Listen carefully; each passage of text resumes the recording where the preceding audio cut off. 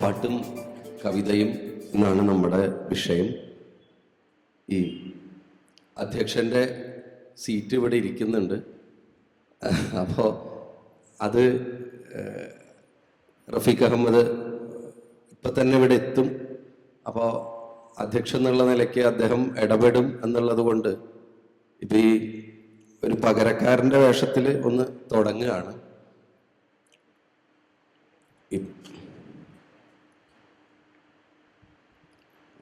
പാട്ടും കവിതയും എന്നുള്ള വിഷയത്തിൽ പറയുമ്പോൾ എനിക്ക് പെട്ടെന്ന് തന്നെ ഓർമ്മ വന്നൊരു കാര്യം പറയാം. ഞാനൊരു ഡയറി കുറിപ്പ് ഒരിക്കൽ കാണുകയുണ്ടായി. 1963 ജൂലൈ 13 എഴുതിയ ഒരു ഡയറി കുറിപ്പാണത്. ആ ഡയറി കുറിപ്പ് വേറെ ആരുടെയല്ല, അത് വയലാർ രാമവർമ്മയുടെയാണ്. അപ്പൊ അതില് അദ്ദേഹം എഴുതി വച്ചത് ഇങ്ങനെയാണ്: സലിൽദായുടെ സ്റ്റുഡിയോയിൽ ബോംബെയിൽ വന്നു. സലിൽദായെ കണ്ടു. പരീക്കുട്ടിയുടെ പാട്ട് കിട്ടി. ഈണത്തിന് പാട്ടെഴുതി ശീലമില്ല.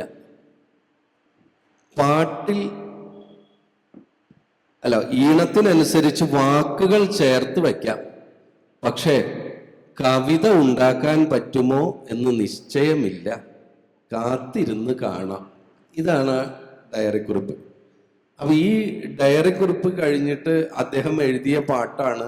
ഒരുപക്ഷെ ഈണത്തിന് എഴുതിയ പാട്ടുകളാണ് ചെമ്മീനിലെ എല്ലാ പാട്ടുകളും. എന്നെ സംബന്ധിച്ച് ഈണത്തിന് കവിത കൊടുത്തുകൊണ്ട് ഒരു പാട്ട് എഴുതുക എന്ന് പറഞ്ഞാൽ, സലീൽദായുടെ ഒരുപാട് പാട്ടുകൾ ON വി സാർ എഴുതിയിട്ടുണ്ട്, ഗംഭീര കവിതകൾ എഴുതിയിട്ടുണ്ട്. ഈ ഈണത്തിന് ഇത്രമേൽ രസമായിട്ട് ആ ഈണത്തിനെ ചേർത്ത് വെച്ചുകൊണ്ട് എഴുതിയ കവിത, സലീൽദായുടെ ഈണത്തിന് ഏറ്റവും എഴുതിയ വരികൾ അത് തന്നെയാണെന്നാണ് എനിക്ക് തോന്നുന്നത്, വയലാർ എഴുതിയത്. അത് കഴിഞ്ഞ് അപ്പം ഇന്ന് നമ്മുടെയൊക്കെ കാലത്ത് എത്തുമ്പോൾ ചന്ദ്രേട്ട, എന്നോടൊക്കെ വ്യക്തിപരമായിട്ട് ഒരു ഈണത്തിന് ഒരു ട്യൂണിന് പാട്ട് എഴുതാൻ വേണ്ടിയിട്ട് ചോദിച്ചപ്പോൾ സംവിധായകൻ വന്നിട്ട് ഇങ്ങനെ നോക്കിയിട്ട് പറഞ്ഞു, ചേട്ടൻ ചെറിയൊരു പ്രശ്നമുണ്ട്. എന്താണോ എന്ന് ചോദിച്ചു. നമുക്ക് കവിത വേണ്ട എന്ന് പറഞ്ഞു, കോൺവെർസേഷനായിട്ട് മതി പാട്ട് എന്ന് പറഞ്ഞു. അല്ല അപ്പോൾ എങ്ങനെയാണ്? അപ്പം അല്ല, നല്ല ഈണം, നല്ല ഈണങ്ങളല്ലേ, മറ്റേ നല്ലൊരു ഈണല്ലേ, ഞാൻ എങ്ങനെയാണ് അത് ഈണത്തിനെ അപ്പോൾ റേപ്പ് ചെയ്യണ ഒരവസ്ഥ വരില്ലേ നമ്മൾ കവിതയൊന്നും അല്ലാതെ പ്രയോഗിച്ചാൽ? അല്ല, നമ്മൾ റിയലിസ്റ്റിക് ആയിട്ടാണ് നമ്മൾ ചെയ്യുന്നത്. ഇത് ഒരു വളരെ റിയലിസ്റ്റിക് ആയിട്ട് ഒരു 24 ഫ്രെയിംസിൽ ഇങ്ങനെ നായകൻ വന്നിട്ട് നായികയോട് പ്രണയാഭ്യർത്ഥന നടത്തുന്നു. അപ്പോൾ അവള് പറ്റില്ല എന്ന് പറഞ്ഞ് തുപ്പലടിക്കുന്നു, തിരിച്ചു നടക്കുന്നു. വളരെ റിയലിസ്റ്റിക് ആണ്. ഞാൻ ചോദിച്ചു, ഈ റിയലിസ്റ്റിക് ആയിട്ടുള്ള സമയത്ത് പാട്ടുണ്ടാവുമോ എന്ന് ചോദിച്ചു. റിയലിസ്റ്റിക് ആയിട്ട് ഇങ്ങനെ നടത്തുന്ന സമയത്ത് ബാക്ക്ഗ്രൗണ്ടിൽ പാട്ടൊന്നും വരില്ലല്ലോ. അപ്പൊ പാട്ട് എന്ന് പറയുന്നത് തന്നെ ഒരു കാൽപ്പനിക സ്വഭാവം ഉള്ളതല്ലേ. അപ്പൊ അതിൽ റിയലിസ്റ്റിക് വാചകം വേണോ, കവിത വേണോ എന്ന് ചോദിച്ചു. അല്ല, അതല്ല, നമുക്ക് റിയലിസ്റ്റിക് ആയിട്ട് തന്നെ അയ്യോ കുഴപ്പമില്ല എന്നൊക്കെ പറഞ്ഞിട്ട് അവസാനം മ്യൂസിക് ഡയറക്ടർ പറഞ്ഞു അത് എന്തെങ്കിലും ചെയ്തേക്ക് എന്ന് പറഞ്ഞ് ഞാൻ എഴുതിയിട്ട് അപ്പോൾ എന്തോ ഒരു സ്ഥലത്ത് പപ്പടം പൊട്ടിച്ചു വറുത്തു എന്ന് ഞാൻ എഴുതി കൊടുത്തു. അവസാനം നിവൃത്തി കെട്ടിട്ടാണ് എഴുതി കൊടുക്കുന്നത്. നമ്മൾ കവിത പോയി വരി പോയി അവസാനം എന്തെങ്കിലുമൊക്കെ എഴുതി കൊടുക്കണം എന്ന് വെച്ചാൽ ഈ പപ്പടം പൊട്ടിച്ചു വറുത്തു എന്ന് എഴുതിയപ്പം ഇയാൾ എന്നോട് പറഞ്ഞു, ഇങ്ങനെ ആലോചിച്ചൊരു സമയം, ഓക്കെയാണ്, പക്ഷെ എനിക്ക് ചെറിയൊരു കാര്യം ചെയ്യാൻ പറ്റുമോ എന്ന് ചോദിച്ചു. എന്താണ്? പപ്പടം ഒന്നും മാറ്റാൻ പറ്റുമോ എന്ന് ചോദിച്ചു. ഞാൻ പറഞ്ഞു, അല്ല, പപ്പടം മാറ്റാന്ന് പറഞ്ഞാൽ ഞാൻ മൊത്തം പാചകം മാറ്റാം. അല്ല, പൊട്ടിച്ചു വറുത്തും മാറ്റരുത്. കാരണം ഈ 24 ഫ്രെയിംസിൽ ഇങ്ങനെ വന്നിട്ട് ഭയങ്കര സ്ലോ മോഷനിലാണ് ഇവൻ ചെന്നിട്ട് പറയുന്നത്. അപ്പം ഇവള് പറ്റില്ല എന്ന് നമ്മൾ പറയാൻ പറ്റില്ല, തെറിയാണ്. പക്ഷെ നമുക്ക് അവിടെ ഇതൊക്കെ ഇട്ടിട്ട് അപ്പോൾ സംസാരം വരും അതിൻ്റെ ഇടയിൽ. അപ്പോൾ അവളിങ്ങനെ പറഞ്ഞിട്ട് ഇങ്ങനെ തിരിഞ്ഞ് നടക്കുന്ന സമയത്ത് നമുക്ക് അത് ഒഴിവാക്കാം. പക്ഷെ അപ്പോൾ ഒരു യുദ്ധത്തിന്റെ പ്രതീതി ഉണ്ട് അവിടെ. അപ്പൊ ആ യുദ്ധമുള്ളത് കൊണ്ട് പൊട്ടിച്ചു വറുത്തു എനിക്ക് ഓക്കെയാണ്. പക്ഷെ പപ്പടം ഒന്ന് മാറ്റി തരുമോ എന്ന് ചോദിച്ചു. ഞാൻ പറഞ്ഞു എന്താ പ്രശ്നം എന്ന് വെച്ചപ്പോൾ പറഞ്ഞു ഒന്നുമില്ല, എനിക്കൊരു അഫയർ ഉണ്ടായിരുന്നു. അപ്പം അത് ഇതായിപ്പോയി. അപ്പം അവളുടെ അച്ഛൻ പപ്പടക്കാരനാണ്. അപ്പം അതുകൊണ്ട് എനിക്ക് പപ്പടം ഒന്ന് മാറ്റി തന്നു കഴിഞ്ഞാൽ. ഞാൻ പറഞ്ഞു ശരി, പപ്പടം മാറ്റിത്തരാം എന്ന് പറഞ്ഞിട്ട് ഞാൻ പൊട്ടിച്ചു വറക്കാൻ പറ്റാവുന്ന എന്ത് സാധനങ്ങളുണ്ടോ അത് മുഴുവൻ എഴുതി. സംഗീത സംവിധായകൻ കോൺട്രിബ്യൂട്ട് ചെയ്തു. ഈ നേരത്ത് അവിടെ റൂമിലേക്ക് റൂം ബോയ് വന്നിരുന്നു ഭക്ഷണം. അയാളും അവസാനം കുറച്ചു നേരം കണ്ടു നിന്നിട്ട് നമ്മുടെ ദയനീയത കണ്ടു നിന്നിട്ട് അയാളും കുറെ ഈ പൊട്ടിച്ചു വറക്കാവുന്ന സാധനങ്ങളൊക്കെ കോൺട്രിബ്യൂട്ട് ചെയ്തു. അങ്ങനെ പൊട്ടിച്ചു വറക്കാവുന്ന സാധനങ്ങളുടെ ലിസ്റ്റ് ഒരു ഭക്ഷ്യമേളയ്ക്ക് വെക്കാവുന്നതിൽ അപ്പുറത്തേക്ക് 150 or 200 വാക്കുകളായി എഴുതിയിട്ട് ഡയറക്ടർ ഓക്കെ അല്ല. അവസാനം ഇയാളിങ്ങനെ തലയിരുമ്പിട്ട് അപ്പോൾ മ്യൂസിക് ഡയറക്ടർ സഹിക്കാൻ വയ്യത് ഇനിയിപ്പോ ഒരു കാര്യം മാത്രമേ ഉള്ളൂ, ബോംബ് പൊട്ടിച്ചു വറുത്തു എന്ന് എഴുതിക്കോ എന്ന് പറഞ്ഞു. അപ്പോൾ എന്നിട്ട് അങ്ങോട്ട് പോയപ്പോൾ യെസ് ബ്രദർ ഒന്നുകൂടി പറഞ്ഞേ എന്ന് ചോദിച്ചു. ഞാൻ പറഞ്ഞു എന്ത് എന്ന് ചോദിച്ചു. മ്യൂസിക് ഡയറക്ടർ ബോംബ് പൊട്ടിച്ചു വറുത്തു. അത് മതി, ബോംബ് തന്നെ എക്സാക്ട്ലി അത് തന്നെയാണ് അവിടെ വേണ്ട വേർഡ്. ആ സൗണ്ടിങ്ങും വെച്ചിട്ട് അത് തന്നെയാണ് വേണ്ടത്. ഈ ബോംബ് എങ്ങനെയാ പൊട്ടിച്ചു വറക്കുക? അല്ല അത് സിനിമാറ്റിക് ലിബേർട്ടി എടുക്കാമല്ലോ, നമുക്ക് ബോംബ് പൊട്ടിച്ചു വറക്കുന്നതിന് കുഴപ്പമില്ല. അവസാനം ബോംബ് പൊട്ടിച്ചു വറുത്തു എന്ന് പറഞ്ഞിട്ട് ഞങ്ങൾ ഒരു 4 മണിക്കൂറിന് ശേഷം ആ റൂമിൽ നിന്ന് ബോംബ് പൊട്ടിയ പോലെ രക്ഷപ്പെട്ടു പോന്നു. അപ്പോൾ പക്ഷെ എന്തോ ഒരു ഭാഗ്യത്തിന് ആ സിനിമ ഇറങ്ങാത്തത് കൊണ്ട് അത്രമേൽ വിമർശനമൊന്നും എനിക്ക് നേരിടേണ്ടി വന്നില്ല. ഞാനിത് ഈ ഒരു കഥ പറഞ്ഞത് വേറെ ഒന്നുമല്ല, ചന്ദ്രേട്ടന് ഇതുപോലത്തെ അനുഭവം ഉണ്ടാവും. പക്ഷെ നമ്മളിപ്പോൾ ഈ പാട്ടും കവിതയും നമ്മുടെ അവിടെ ഇതപര്യന്തമായിട്ട് അതിഗംഭീരമായിട്ടുള്ള കവികൾ, ഇപ്പം നിർമ്മലയിലൊക്കെ പാട്ട് എഴുതിയത് ജി ശങ്കരക്കുറുപ്പാണ്. അങ്ങനെയുള്ള ആളുകൾ, ഇപ്പം ഭാസ്കരൻ മാഷും, അവരൊരു ക്രോണോളജിക്കൽ ഓർഡർ പറയുകയാണെങ്കിൽ ഭാസ്കരൻ മാഷും വയലാറും മോഹൻ മിസാറും അങ്ങനെയുള്ള യൂസഫ് അലി സാറ്, കാവാലം, അങ്ങനെ നിരവധി കവികൾ നമ്മുടെ പാട്ട് എഴുതിയത് കൊണ്ടായിരിക്കാം ഒരുപക്ഷെ അന്നൊക്കെ കവിതയിൽ ഈ പാട്ടിൽ നല്ല കവിത വന്നിരുന്നു. പക്ഷെ നമ്മൾ ഇന്ന് ഇടപെടുന്ന കാലത്ത് നമ്മൾ മലയാളത്തിൻ്റെ ചിരപ്രതിഷ്ഠനായിട്ടുള്ള കവിയായിട്ടുള്ള റഫീഖ് അഹമ്മദിനോടും ചിലപ്പോൾ ഇത് പറഞ്ഞു എന്ന് വരും, ഈ പാട്ടിൽ കവിത വേണ്ട എന്നുള്ളത്. അപ്പോൾ ഇതിൻ്റെ ഒരു മറുവശം എനിക്ക് തോന്നിയത് ഈ പാട്ടിൽ കവിതയില്ലാത്ത പാട്ടും ആവാമല്ലോ. നമ്മളൊക്കെ ശീലിച്ചത് കവിത ഉള്ള പാട്ടുകളാണ്, പക്ഷെ കവിത ഇല്ലാത്ത പാട്ടുകളും ആവാം. ഷിബു ചക്രവർത്തി ഒരിക്കൽ, നമ്മുടെയൊക്കെ സുഹൃത്താണ്, ഷിബു ചക്രവർത്തി ഒരിക്കൽ പറഞ്ഞു ഞാനൊരു ഗാനരചയിതാവാണ്. അപ്പം ഈ സാധാരണഗതിയിൽ നമ്മൾ പാട്ടെഴുത്തുകാർക്കൊക്കെ കൊടുക്കുന്ന ഒരു പൊതു വിശേഷണമാണ് കവിയും ഗാനരചയിതാവും. കവിത എഴുതിയില്ലെങ്കിലും കവിയും ഗാനരചയിതാവും എന്ന് നമ്മൾ ചില പറഞ്ഞ് ശീലിച്ച പോലെ ഒരു ഇതായിട്ടുണ്ട്. അപ്പോൾ ഞാൻ ഇതുവരെ കവിത എഴുതിയിട്ടില്ല, ഞാൻ കവിയല്ല എന്ന് ഷിബു ചക്രവർത്തി പറയണ്ടേ.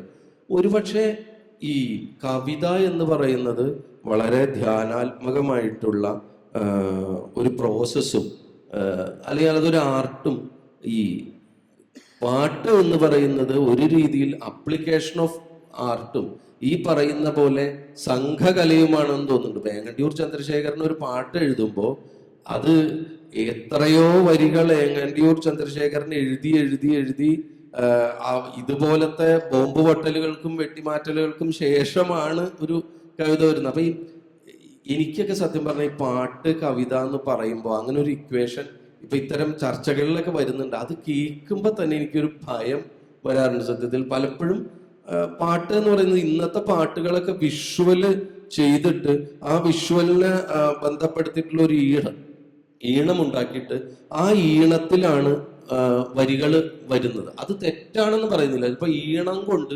നമുക്കൊക്കെ ചില പാട്ടുകൾ കിട്ടുകയും ഉണ്ടാവുകയൊക്കെ ചെയ്യും. ഈണം കൊണ്ട് ചിലപ്പോൾ നമ്മൾ പ്രതീക്ഷിക്കാത്ത വരികളൊക്കെ ഉണ്ടാവും. അപ്പോൾ എങ്കിൽ പോലും ഈ എന്താണ് ചന്ദ്രേട്ടന് തോന്നുന്നത്, ഇന്നത്തെ ഒരു കാലത്ത് ചന്ദ്രേട്ടൻ്റെ ഒരു എക്സ്പീരിയൻസ് വെച്ച് നമുക്ക് ബുദ്ധിമുട്ടാണെങ്കിലും പാട്ടിൽ കവിത ഉണ്ടാവുന്നതാണോ, കവിത ഇല്ലാത്ത പാട്ടുകൾക്കും എക്സിസ്റ്റൻസ് ഉണ്ടോ, എന്താണ് ചന്ദ്രേട്ടന് തോന്നുന്നത്?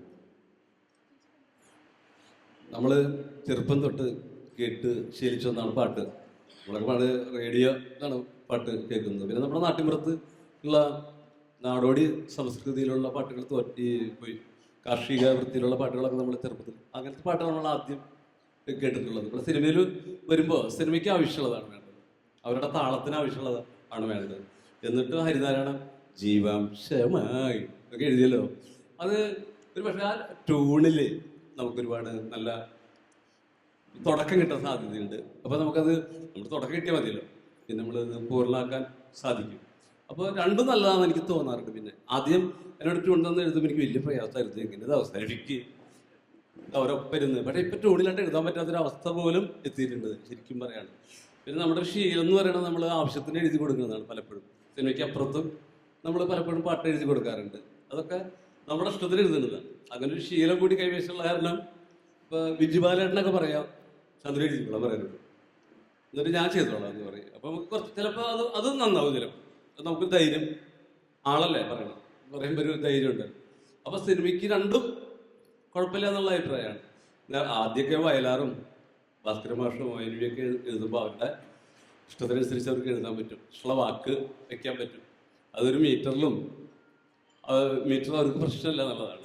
അപ്പോൾ വേറൊരു ഭാവം, കവിതയുടെ കുറേ കൂടി വലിയ ഭാവങ്ങൾ അതിൽ അവർക്ക് അവരുടേതായ രീതിയിൽ ഉൾക്കൊള്ളിക്കാൻ കഴിയുമായിരുന്നു. ഇന്നത്തെ ഒരു പരിമിതി ഉണ്ട്, ചെറിയ പരിമിതി ഉണ്ട്. പക്ഷെ ആ പരിമിതിയിൽ നിന്നിട്ട് നമ്മളൊക്കെ നോക്കുന്നത് എങ്ങനെ നന്നാക്കാം എന്നുള്ളൊരു വിചാരത്തിലേക്ക് നമ്മൾ പലപ്പോഴും കിടക്കാറുണ്ടെന്നുള്ളതാണ് എനിക്ക് തോന്നുന്നത്. അല്ല, ഇത് ഇപ്പൊ ഒരു പക്ഷേ ഈ കവാലമൊക്കെ ഒരു ഫോക്കിന്റെ ഒരു വഴി എന്നുവെച്ചാൽ എനിക്ക് ഏറ്റവും എന്നുവെച്ചാൽ ഏറെ വ്യത്യസ്തമായിട്ടുള്ള ഒരു വഴിയിലൂടെ ഇവിടെ കവിതയും പാട്ടും കൊണ്ടുവന്ന ഒരാളാണ് കവാലം നാരായണപ്പൻ. അദ്ദേഹം 40 സിനിമയിലൊറ്റ എഴുതിയിട്ടുള്ളൂ. 40 സിനിമയൊക്കെയാണെന്ന് തോന്നുന്നു, എൻ്റെ തെറ്റാണെങ്കിൽ ക്ഷമിക്കാം, അതിൻ്റെ ഒരു ഫാക്ച്വൽ എറർ ഉണ്ടെങ്കിൽ.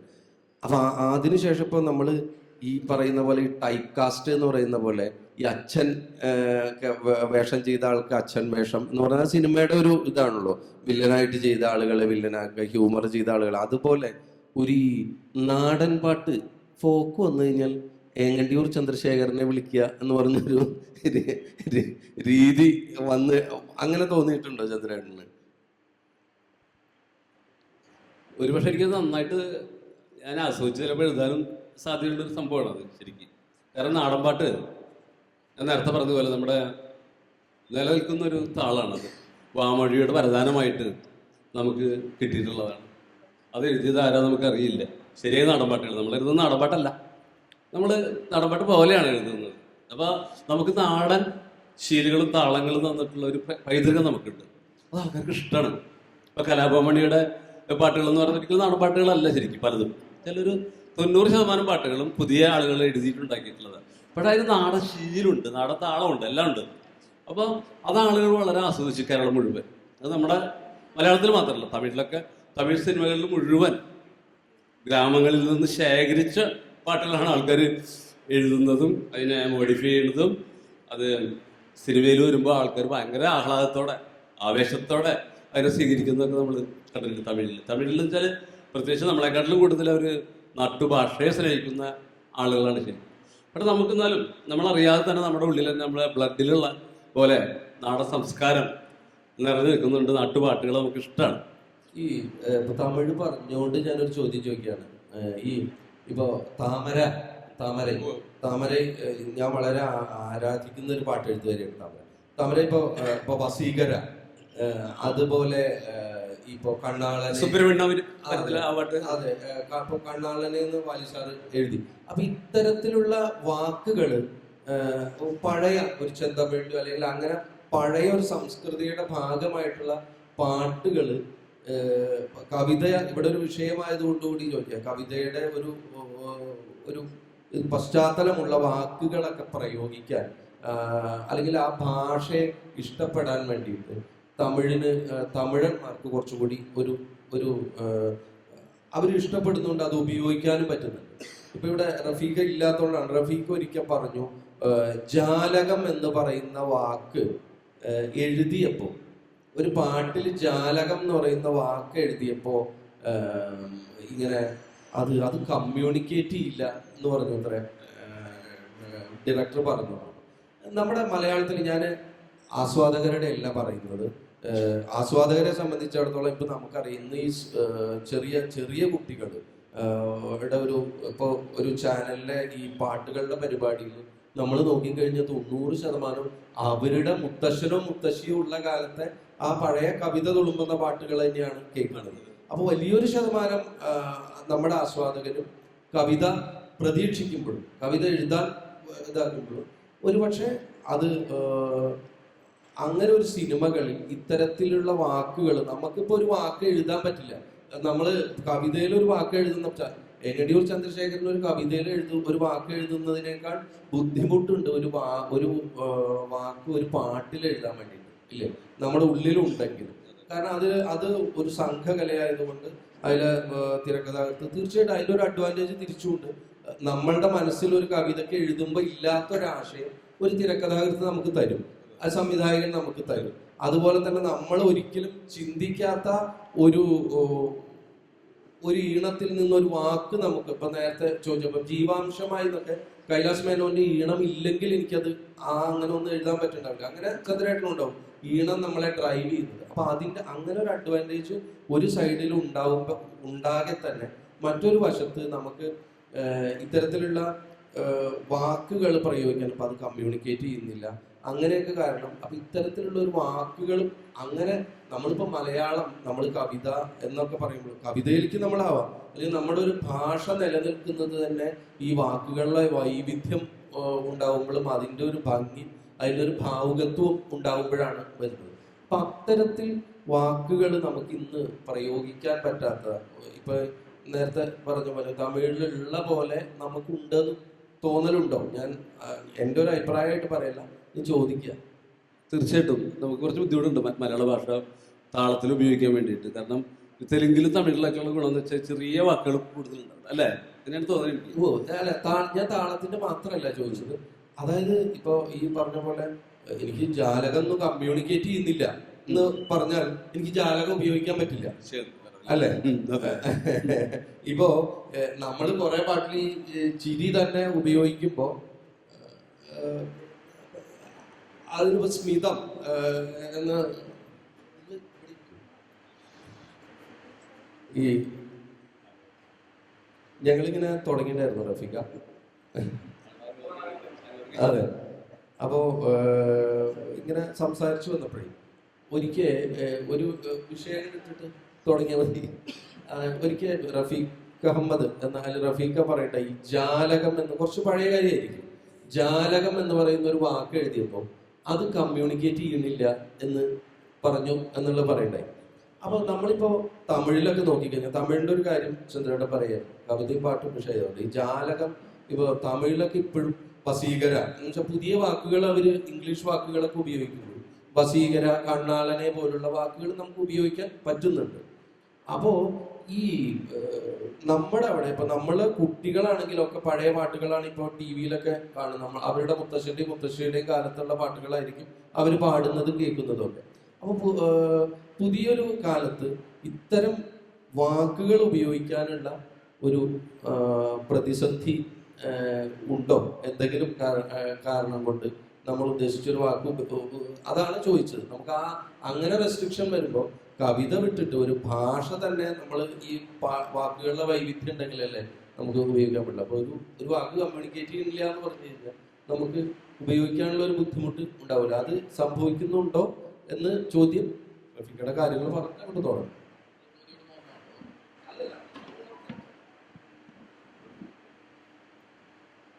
അപ്പോൾ വൈകിപ്പോയതിൽ ക്ഷമ.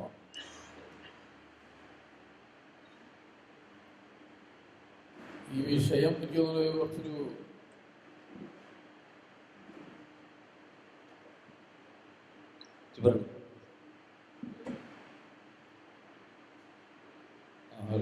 ഹലോ കുറച്ച് അവ്യക്തത ഉണ്ട് തോന്നുന്നു. കാരണം കവിതയും പാട്ടും എന്ന് പറയുമ്പോൾ എന്താണ് ഈ പാട്ട് എന്നുള്ളൊരു വിഷയം, എന്താണ് കവിത എന്നുള്ളൊരു വിഷയമുണ്ട്. കവിത എന്ന് പറയുമ്പോൾ അതിനെക്കുറിച്ചിട്ടുള്ളൊരു നിർവചനങ്ങൾ അത്ര എളുപ്പമല്ലല്ലോ. കാരണം ഒരുപാട് നിർവചനങ്ങൾ പിന്നെ പ്രാചീനമായതും ആധുനികമായതും ഉത്തരാധുനികമായതും പൗരസ്ത്യവും പാശ്ചാത്യവും ഒക്കെ ആയിട്ടുള്ള നിരവധി നിർവചനങ്ങളുണ്ട്. അതെല്ലാം കഴിഞ്ഞാലും പിന്നെയും എന്താണ് കവിത എന്നുള്ള ഒരു ചോദ്യം ബാക്കി നിൽക്കുകയും പാട്ട് എന്ന് പറയുമ്പോഴും നമ്മുടെ മലയാളത്തിന്റെ ഒരു മലയാള കവിതയുടെ ഒരു ചരിത്രം നോക്കുകയാണെങ്കിൽ ആദ്യകാലത്തൊക്കെ കവിതയെ പാട്ട് തന്നെയാണ് ക്ഷേമിക്കുന്നത്. കിളിപ്പാട്ട് നമുക്കറിയാം. അതിനു മുമ്പ് വരമൊഴി വാമൊഴി കാലത്താണെങ്കിലും ഇപ്പോൾ നാടൻ പാട്ടും മാപ്പിളപ്പാട്ടും വടക്കൻ പാട്ടും തെക്കൻ പാട്ടും ഒക്കെ പലതരത്തിലുള്ള പാട്ടുകളുണ്ട്. അപ്പോൾ ആ പാട്ടും കവിതയും തമ്മിൽ ഒരു അന്തരം വാസ്തവത്തിൽ അങ്ങനെ പറയാൻ പറ്റില്ല. ഏകദേശം ഒരേപോലെ തന്നെയാണ് പോയിക്കൊണ്ടിരിക്കുന്നത്. എനിക്ക് തോന്നുന്നു നമ്മുടെ ഈ വിഷയം വരുന്നത് നമ്മൾ പലപ്പോഴും പാട്ട് എന്ന് പറയുമ്പോഴേ മലയാളിയെ സംബന്ധിച്ചോളം അത് ചലച്ചിത്രഗാനം എന്നുള്ള രീതിയിലാണ്. വേറെ പോയി ലോകത്തിൽ എവിടെ പോയി കഴിഞ്ഞാൽ സോങ് പറഞ്ഞു കഴിഞ്ഞാൽ അത് അങ്ങനെ ഒരു ചലച്ചിത്രഗാനമായിട്ട് ആരും കണക്കാക്കില്ല. അത് വേറെ ഇപ്പോൾ ബോബിലിനെ പോലത്തെ ആൾക്കാണ് കഴിഞ്ഞ പ്രാവശ്യം കുറച്ച് മുമ്പ് നോബൽ പ്രൈസ് നൽകിയത്. അപ്പൊ അങ്ങനെ ഒരു നമ്മുടെ മലയാളിക്ക് ഇന്ത്യൻ സംസ്കാരത്തിന്റെ സിനിമ സംസ്കാരത്തിന്റെ ഭാഗമായിട്ടാണ് മൊത്തത്തിൽ ഈ പിന്നെ പാട്ട് എന്ന് പറഞ്ഞു കഴിഞ്ഞാൽ അത് സംഗീതം എന്നൊക്കെ പറഞ്ഞു കഴിഞ്ഞാൽ സിനിമാഗാനമായിട്ട് കണക്കാക്കുന്നത്. സിനിമാഗാനങ്ങൾക്ക് ഒരുപാട് പരിമിതികളുണ്ട്. പാട്ടിന് തന്നെ ചില പരിമിതികളുണ്ട്. അതിനേക്കാളും കൂടുതൽ പരിമിതികൾ സിനിമാഗാനങ്ങൾ അനുഭവിക്കുന്നുണ്ട്. അപ്പൊ ആ നിലയ്ക്ക് അത് പിന്നെ ഒരു സ്വതന്ത്രമായിട്ടുള്ള ഒരു കവിതയെ കുറിച്ചുള്ള ചർച്ച പോലെ പാട്ടിനെ കുറിച്ചുള്ള ചർച്ച നടക്കില്ല. ഇപ്പൊ ഹരി പറഞ്ഞിട്ട് കുറെ കാര്യങ്ങൾ അതിന്റെ അനുബന്ധമായിട്ട് വരുന്ന വിഷയങ്ങളാണ്. അപ്പൊ അതില് ഒരു പാട്ട് എന്ന് പറയുന്നത് സിനിമയുടെ പാട്ട് എന്ന് പറയുന്നത് സിനിമയുമായിട്ട് മാത്രം ബന്ധപ്പെട്ട് ചിന്തിക്കേണ്ട ഒരു കാര്യമാണ്. ഈ സിനിമയിൽ പാട്ട് വേണോ വേണ്ടേ എന്നുള്ളതൊക്കെ വലിയ ചർച്ച ഒരുപാട് നടന്നിട്ടുള്ളതാണ്. അത് ഇപ്പോഴും അങ്ങനെ അങ്ങനെ ചോദ്യം പുതിയ കാലഘട്ടത്തില് പാട്ടുകൾ ഏറെക്കുറെ അപ്രസക്തമായിക്കൊണ്ടിരിക്കുക കൂടിയാണ് നമ്മുടെ സിനിമകൾ. പഴയ പോലെയുള്ള പാട്ടിന്റെ പ്രാധാന്യം ഉണ്ടായിട്ടില്ല. കുറെ കാരണങ്ങളുണ്ട് അതിനൊക്കെ. പിന്നെ ഈ പാട്ടിനെ കുറിച്ച് പറയുകയാണെങ്കിൽ പാട്ട് എന്ന് പറയുന്ന ഒരു സംഗതി നമുക്ക് സമൂഹത്തിന് ആവശ്യമുള്ളതാണ്. എല്ലാ സമൂഹത്തിലും പാട്ടുണ്ട്. പാട്ടില്ലാത്തൊരു സമൂഹം ഉണ്ടായിട്ടില്ല, ഉണ്ടാകാൻ പോകുന്നില്ല. പക്ഷേ നമുക്കത് ചലച്ചിത്ര ഗാനങ്ങളിലൂടെ ആയിരുന്നു നമുക്ക് പാട്ടുകൾ കിട്ടിയിരുന്നത്, സംഗീതം കിട്ടിയിരുന്നത്. അത് പിന്നെ അതിനു വേണ്ടിയിട്ട് നമുക്ക് കാത്തിരിക്കേണ്ടിയിരുന്നു. പാട്ട് കേൾക്കണമെങ്കിൽ ഒരു സിനിമ വരാൻ വേണ്ടിയിട്ട് കാത്തിരിക്കേണ്ട ഒരു കാലം ഉണ്ടായിരുന്നു. ഇന്നത്തെ ഒരു കാലഘട്ടത്തിൽ അങ്ങനെ ഒരു സംഗതി ഇല്ല. പാട്ട് കേൾക്കാൻ സിനിമ വരണമെന്നില്ല. ഏത് ഭാഷയിൽ ഏത് പാട്ട് വേണമെങ്കിലും നമുക്ക് ഇന്റർനെറ്റ് സൗകര്യങ്ങളൊക്കെ ഉള്ളതുകൊണ്ട് യൂട്യൂബും എല്ലാം ഉള്ളതുകൊണ്ട് പാട്ടുകൾ കിട്ടാനുള്ള സൗകര്യമുണ്ട്. പാട്ട് എഴുതാനും അത് സംഗീതം ചെയ്യാനും അത് ജനങ്ങളിലേക്ക് എത്തിക്കാനും സിനിമ വേണ്ട എന്നുള്ളൊരവസ്ഥ വന്നിട്ടുള്ളതോടുകൂടി ഈ സിനിമാ ഗാനം എന്ന് പറയുന്ന സംഗതിയുടെ കുറിച്ചിട്ടുള്ള ഒരു അതിൻ്റെ ഡയമെൻഷൻസ് ഒക്കെ മാറിയിരിക്കുന്നു എന്നുള്ളതാണ് യാഥാർത്ഥ്യം. ഇവിടെ പറഞ്ഞ പോലെ സിനിമയ്ക്ക് വേണ്ടി പാട്ടുകൾ ഉണ്ടാകുന്ന ഒരുപാട് പ്രശ്നങ്ങളുണ്ട്. കാരണം അതൊരു പോപ്പുലർ ആയിട്ടുള്ളൊരു സംഗതിയാണ്. ഒരുപക്ഷെ മലയാളം പഠിക്കാത്തവരോ അല്ലെങ്കിൽ സാഹിത്യം വായിക്കാത്തവരോ കവിതയെക്കുറിച്ചിട്ടുള്ള ധാരണ ഇല്ലാത്തവരോ പോലും ഒരുപാട് ആളുകൾ നമ്മുടെ കുട്ടിക്കാലം മുതലേ നമ്മളൊക്കെ പാട്ടുകളൊക്കെ അറിഞ്ഞിരുന്നത് നമ്മൾ സാഹിത്യം പഠിച്ചിട്ടോ അല്ലെങ്കിൽ കവിതയെക്കുറിച്ച് അറിഞ്ഞിട്ടൊന്നുമല്ലോ. അപ്പൊ എന്നെയൊക്കെ സംബന്ധിച്ചോളം വ്യക്തിപരമായിട്ട് പറയുകയാണെങ്കിൽ ഈ കവിത അതിനോടുള്ളൊരു ആഭിമുഖ്യം തന്നെ ഉണ്ടാകുന്നത് പാട്ടുകൾ കേട്ടിട്ടാണ്.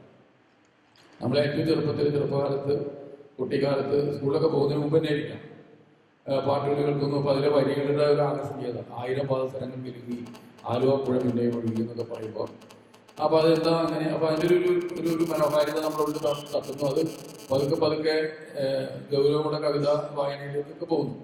അപ്പൊ ആ നിലയ്ക്ക് പിന്നെ ഏറ്റവും സാധാരണക്കാരായ ആളുകൾ അതുപോലെ തന്നെ വായനയും കാവ്യ വ്യുൽപ്പത്തികളുള്ള ആളുകൾ ഒരുപോലെ സ്വാധീനിക്കുന്ന ഒരു സംഗതിയാണ് ഈ ചലച്ചിത്രഗാനം എന്ന് പറയുന്നത്.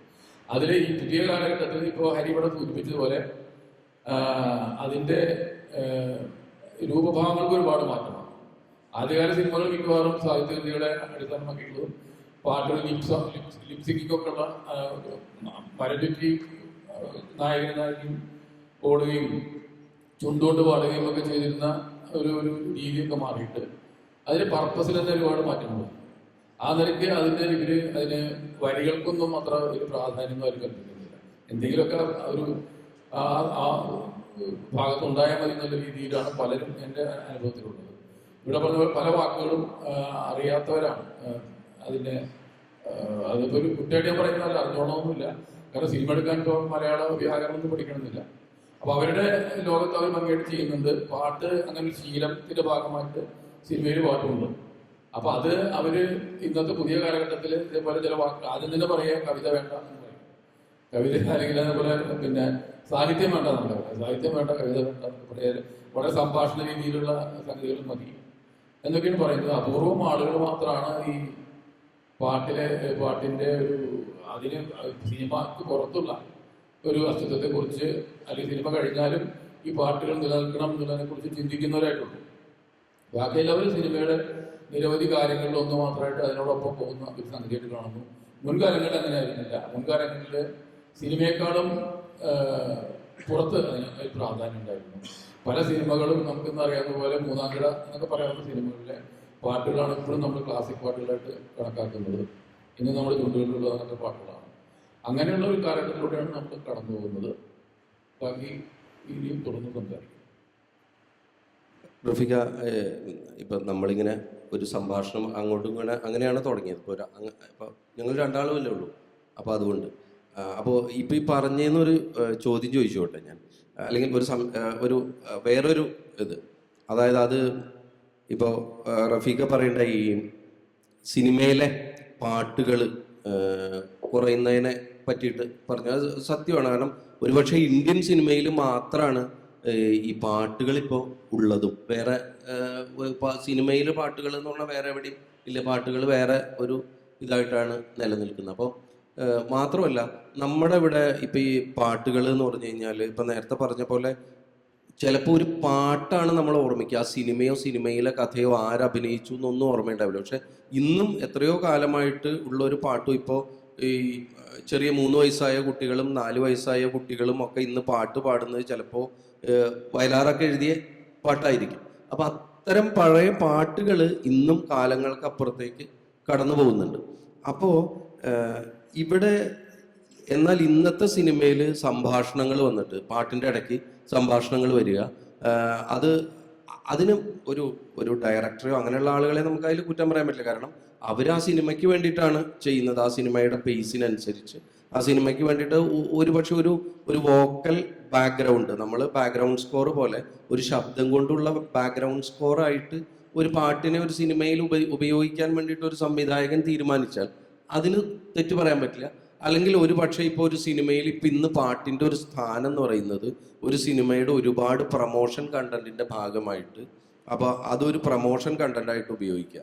ആ പാട്ട് ചിലപ്പോൾ സിനിമയിൽ ഉണ്ടാവണം എന്നില്ല, തൽക്കാലം ആളുകളിലേക്ക് എത്താൻ വേണ്ടിയിട്ടോ ഒക്കെ അങ്ങനെ പല രീതിയിൽ ഇപ്പോൾ പാട്ട് ഉപയോഗിക്കുക. സിനിമയിൽ ഉണ്ടാവണം എന്നില്ല.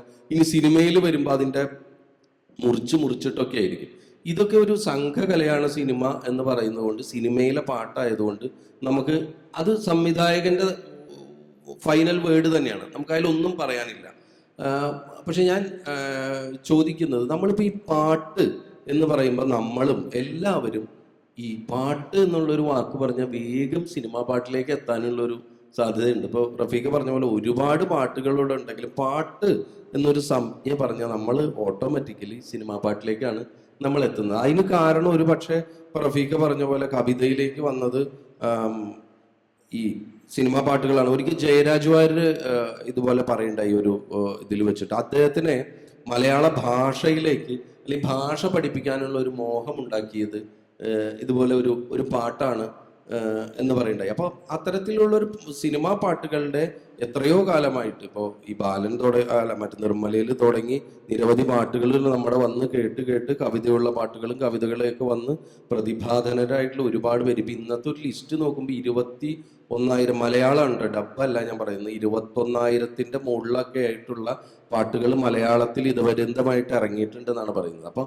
അതിൻ്റെ സ്വാധീനം തന്നെയായിരിക്കാം. ഞാൻ ചോദിക്കുന്നത്, അപ്പം അങ്ങനെ അല്ലെങ്കിൽ പോലും ഇപ്പം സിനിമയിൽ പാട്ടില്ലെങ്കിൽ പോലും പാട്ടുകൾക്ക് നിലനിൽക്കേണ്ട ഒരു ആവശ്യമുണ്ട്. പാട്ട് നമുക്ക് ആവശ്യമുണ്ട്. ഒരിക്കൽ ഷിബു ചക്രവർത്തി പറഞ്ഞ പോലെ നമുക്ക് ഇപ്പോൾ ധാരാളം യോഗ മെഡിറ്റേഷൻ കോഴ്സുകളൊക്കെ ഉണ്ട്.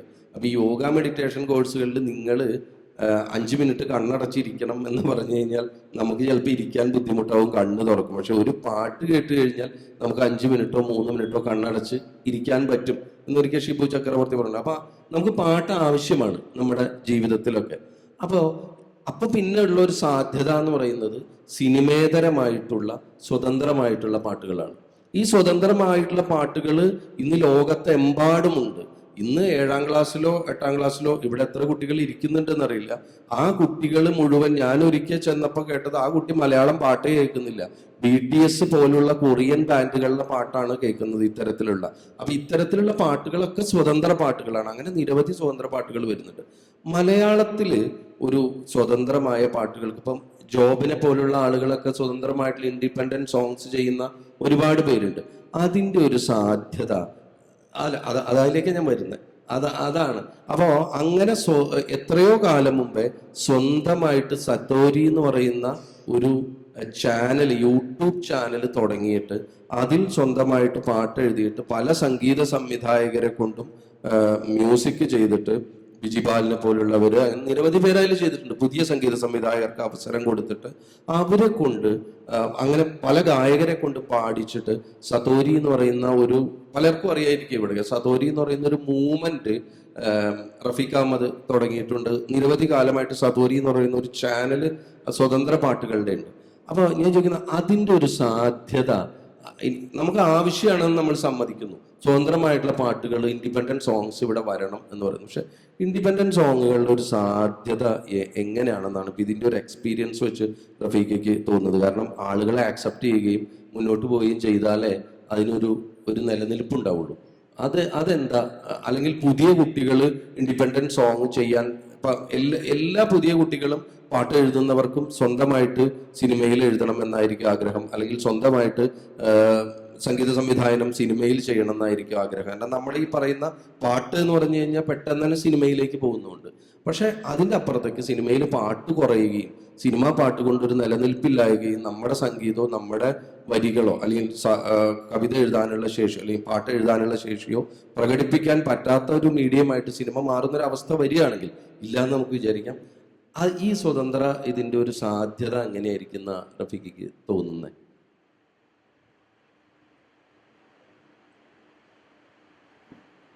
വളരെ പ്രസക്തമായിട്ടുള്ള ഇപ്പം ഒരു വിഷയം തന്നെയാണ്, നമ്മളൊക്കെ പലപ്പോഴും ചർച്ച ചെയ്യാനുള്ള വിഷയമാണ്. ഇപ്പോൾ സിനിമാ ബാഹ്യമായാലും സിനിമേതരമായിട്ടുള്ള ഗാനങ്ങളുടെ ഒരു സംഗതി ഞാനൊരു പരീക്ഷണം അടിസ്ഥാനത്തിൽ തുടങ്ങിയതാണ്. അതിനൊരു കാരണം എന്ന് പറയുന്നത്, മരണമെത്തുന്ന നേരത്തെ എന്ന് പറഞ്ഞൊരു കവിത എൻ്റെ ഉണ്ടായി. അത് ഭാഷാഭൂഷണിയിൽ വന്നതാണ്. ആ കവിത ഭാഷാഭൂഷണിയിൽ വന്നപ്പോൾ ഒരു 2-3 ആളുകളെ മാത്രം അതിനെപ്പറ്റി പ്രതികരിച്ച് വായിച്ചിട്ട് അതിനെപ്പറ്റി പറഞ്ഞിട്ടായിരുന്നു. പലരും കണ്ടിട്ട്, കാരണം ഈ ഭാഷാഭൂഷണിയിൽ വളരെ കുറച്ച് ആൾക്കാർ വായിക്കുന്നതാണ്, അതിൽ കവിത വായിക്കുന്നവർ കുറവായിരിക്കും. അപ്പം അങ്ങനെയാണെങ്കിൽ സ്വാഭാവികമായിട്ടും വളരെ കുറച്ച് ആളുകൾ മാത്രമേ അത് കണ്ടിരുന്നു. പിന്നീടാണ് സ്പിരിറ്റ് എന്ന് പറയുന്ന സിനിമ വരികയും ആ സിനിമയിലൊരു സവിശേഷ സന്ദർഭത്തിൽ ഈ മരണത്തിൻ്റെ സന്ദർഭത്തിൽ കുറച്ച് വരികൾ വേണമെന്ന് രഞ്ജിത്ത് എന്നോട് ആവശ്യപ്പെട്ടു. അപ്പോൾ ഞാൻ പറഞ്ഞൊരു വരികൾ എഴുതാനുള്ള എൻ്റെ ആവശ്യമില്ല, കാരണം ഇപ്പോൾ ഒരു കവിത വന്നിട്ടുണ്ട്, ഭാഷാഭൂഷണിയിൽ വന്നതാണ്, അതിലെ വരികൾ എടുത്തോളൂ, ഇഷ്ടമുള്ള വരികൾ എടുത്തോളൂ കൊണ്ട് ഞാൻ ആ കവിത അയച്ചു കൊടുത്തു. അദ്ദേഹം ആ കവിത വായിച്ചപ്പോൾ അങ്ങനെ 4 വരിയിൽ ഒതുക്കാൻ നിന്നില്ല, കവിത മുഴുവനായിട്ടും പാട്ടായിട്ട് ഉപയോഗിച്ചു. അങ്ങനെയാണ് മരണത്തിന് നേരത്തെ എന്നുള്ള പാട്ട്. പലർക്കും അറിയില്ല അത് സിനിമയ്ക്ക് വേണ്ടി എഴുതിയ പാട്ടാണെന്നാണ് പലരും ധരിച്ചിട്ടുള്ളത്. അങ്ങനെയല്ല. അപ്പോൾ അങ്ങനെ വന്നു കഴിഞ്ഞപ്പോൾ അതിനുണ്ടായിട്ടുള്ള ഒരു പ്രചാരം അമ്പരപ്പിക്കുന്നതായി. ഇപ്പോഴും ആ പാട്ടിൻ്റെ, എന്നെ തന്നെ ആ പാട്ടിൻ്റെ പേരിലാണ് ആൾക്കാർ അറിയപ്പെടുന്നത്. ഒരുപാട് ആൾക്കാർ ഇപ്പോഴും വിളിക്കാറുണ്ട്. ആ തരത്തിലുള്ളൊരു പ്രചാരം അതിനുണ്ടായി. അപ്പോൾ കവിതയായിട്ട് നിൽക്കുകയായിരുന്നെങ്കിൽ കുറച്ച് ആളുകൾ വായിക്കുമായിരിക്കും, സീരിയസ് ആയിട്ട് കവിത വായിക്കുന്നുണ്ടാവും. പക്ഷെ അത് ഈ രൂപത്തിലേക്ക് വന്നപ്പോൾ അതിൽ വ്യാപകമായിട്ടുള്ള ഒരു പ്രചാരം ഉണ്ടായി, ഒരുപാട് ആളുകൾക്ക് അതെത്തി, ഒരുപാട് ആളുകൾക്ക് ആസ്വദിക്കാൻ പറ്റും.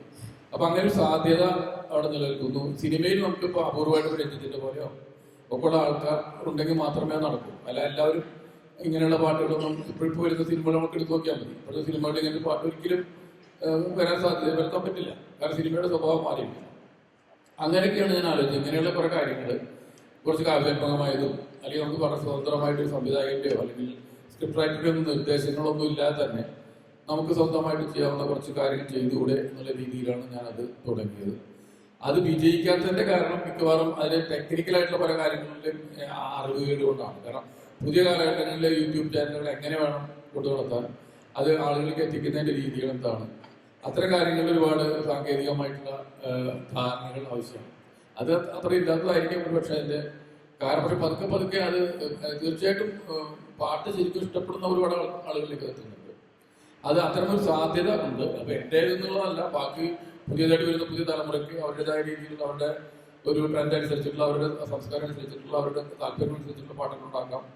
അവർക്കും ഇതേപോലെ തന്നെ യൂട്യൂബിലൂടെയൊക്കെ തന്നെ ജനങ്ങളിലേക്ക് പാട്ട് എത്തിക്കാം.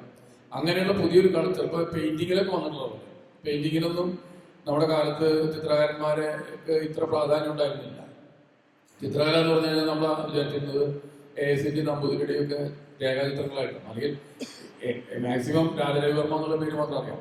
ഇന്നങ്ങനെയല്ല, ചിത്രകല വളരെയധികം ആളുകൾ ആസ്വദിക്കുന്നു, ജനങ്ങളിലേക്ക് ഇറങ്ങി ചെന്നിരിക്കുന്നു. അങ്ങനെ കൾച്ചർ മാറണം. അതുപോലെ തന്നെ ഈ കൾച്ചർ മാറിയിട്ട് മ്യൂസിക്കിന്റെ സംഗീതത്തിന്റെ ഒരു പുതിയ സംസ്കാരം ഉണ്ടായി വരും എന്നുള്ളതാണ് എൻ്റെ പ്രതീക്ഷ. സിനിമയെ മാത്രം ആശ്രയിക്കാതെ സിനിമയ്ക്ക് പുറത്ത്, കാരണം എല്ലാവർക്കും ഒരുപാട് കഴിവുകൊണ്ട് മാത്രം ആർക്കും സിനിമയിൽ വരാൻ പറ്റില്ല എന്നുള്ളത് വേറൊരു കാര്യമാണ്. അത് വേറെ കുറെ ഭാഗ്യം വേണം, പിന്നെ കുറെ സൂത്രപ്പണികളുണ്ട്, പല കാര്യങ്ങളുണ്ട്.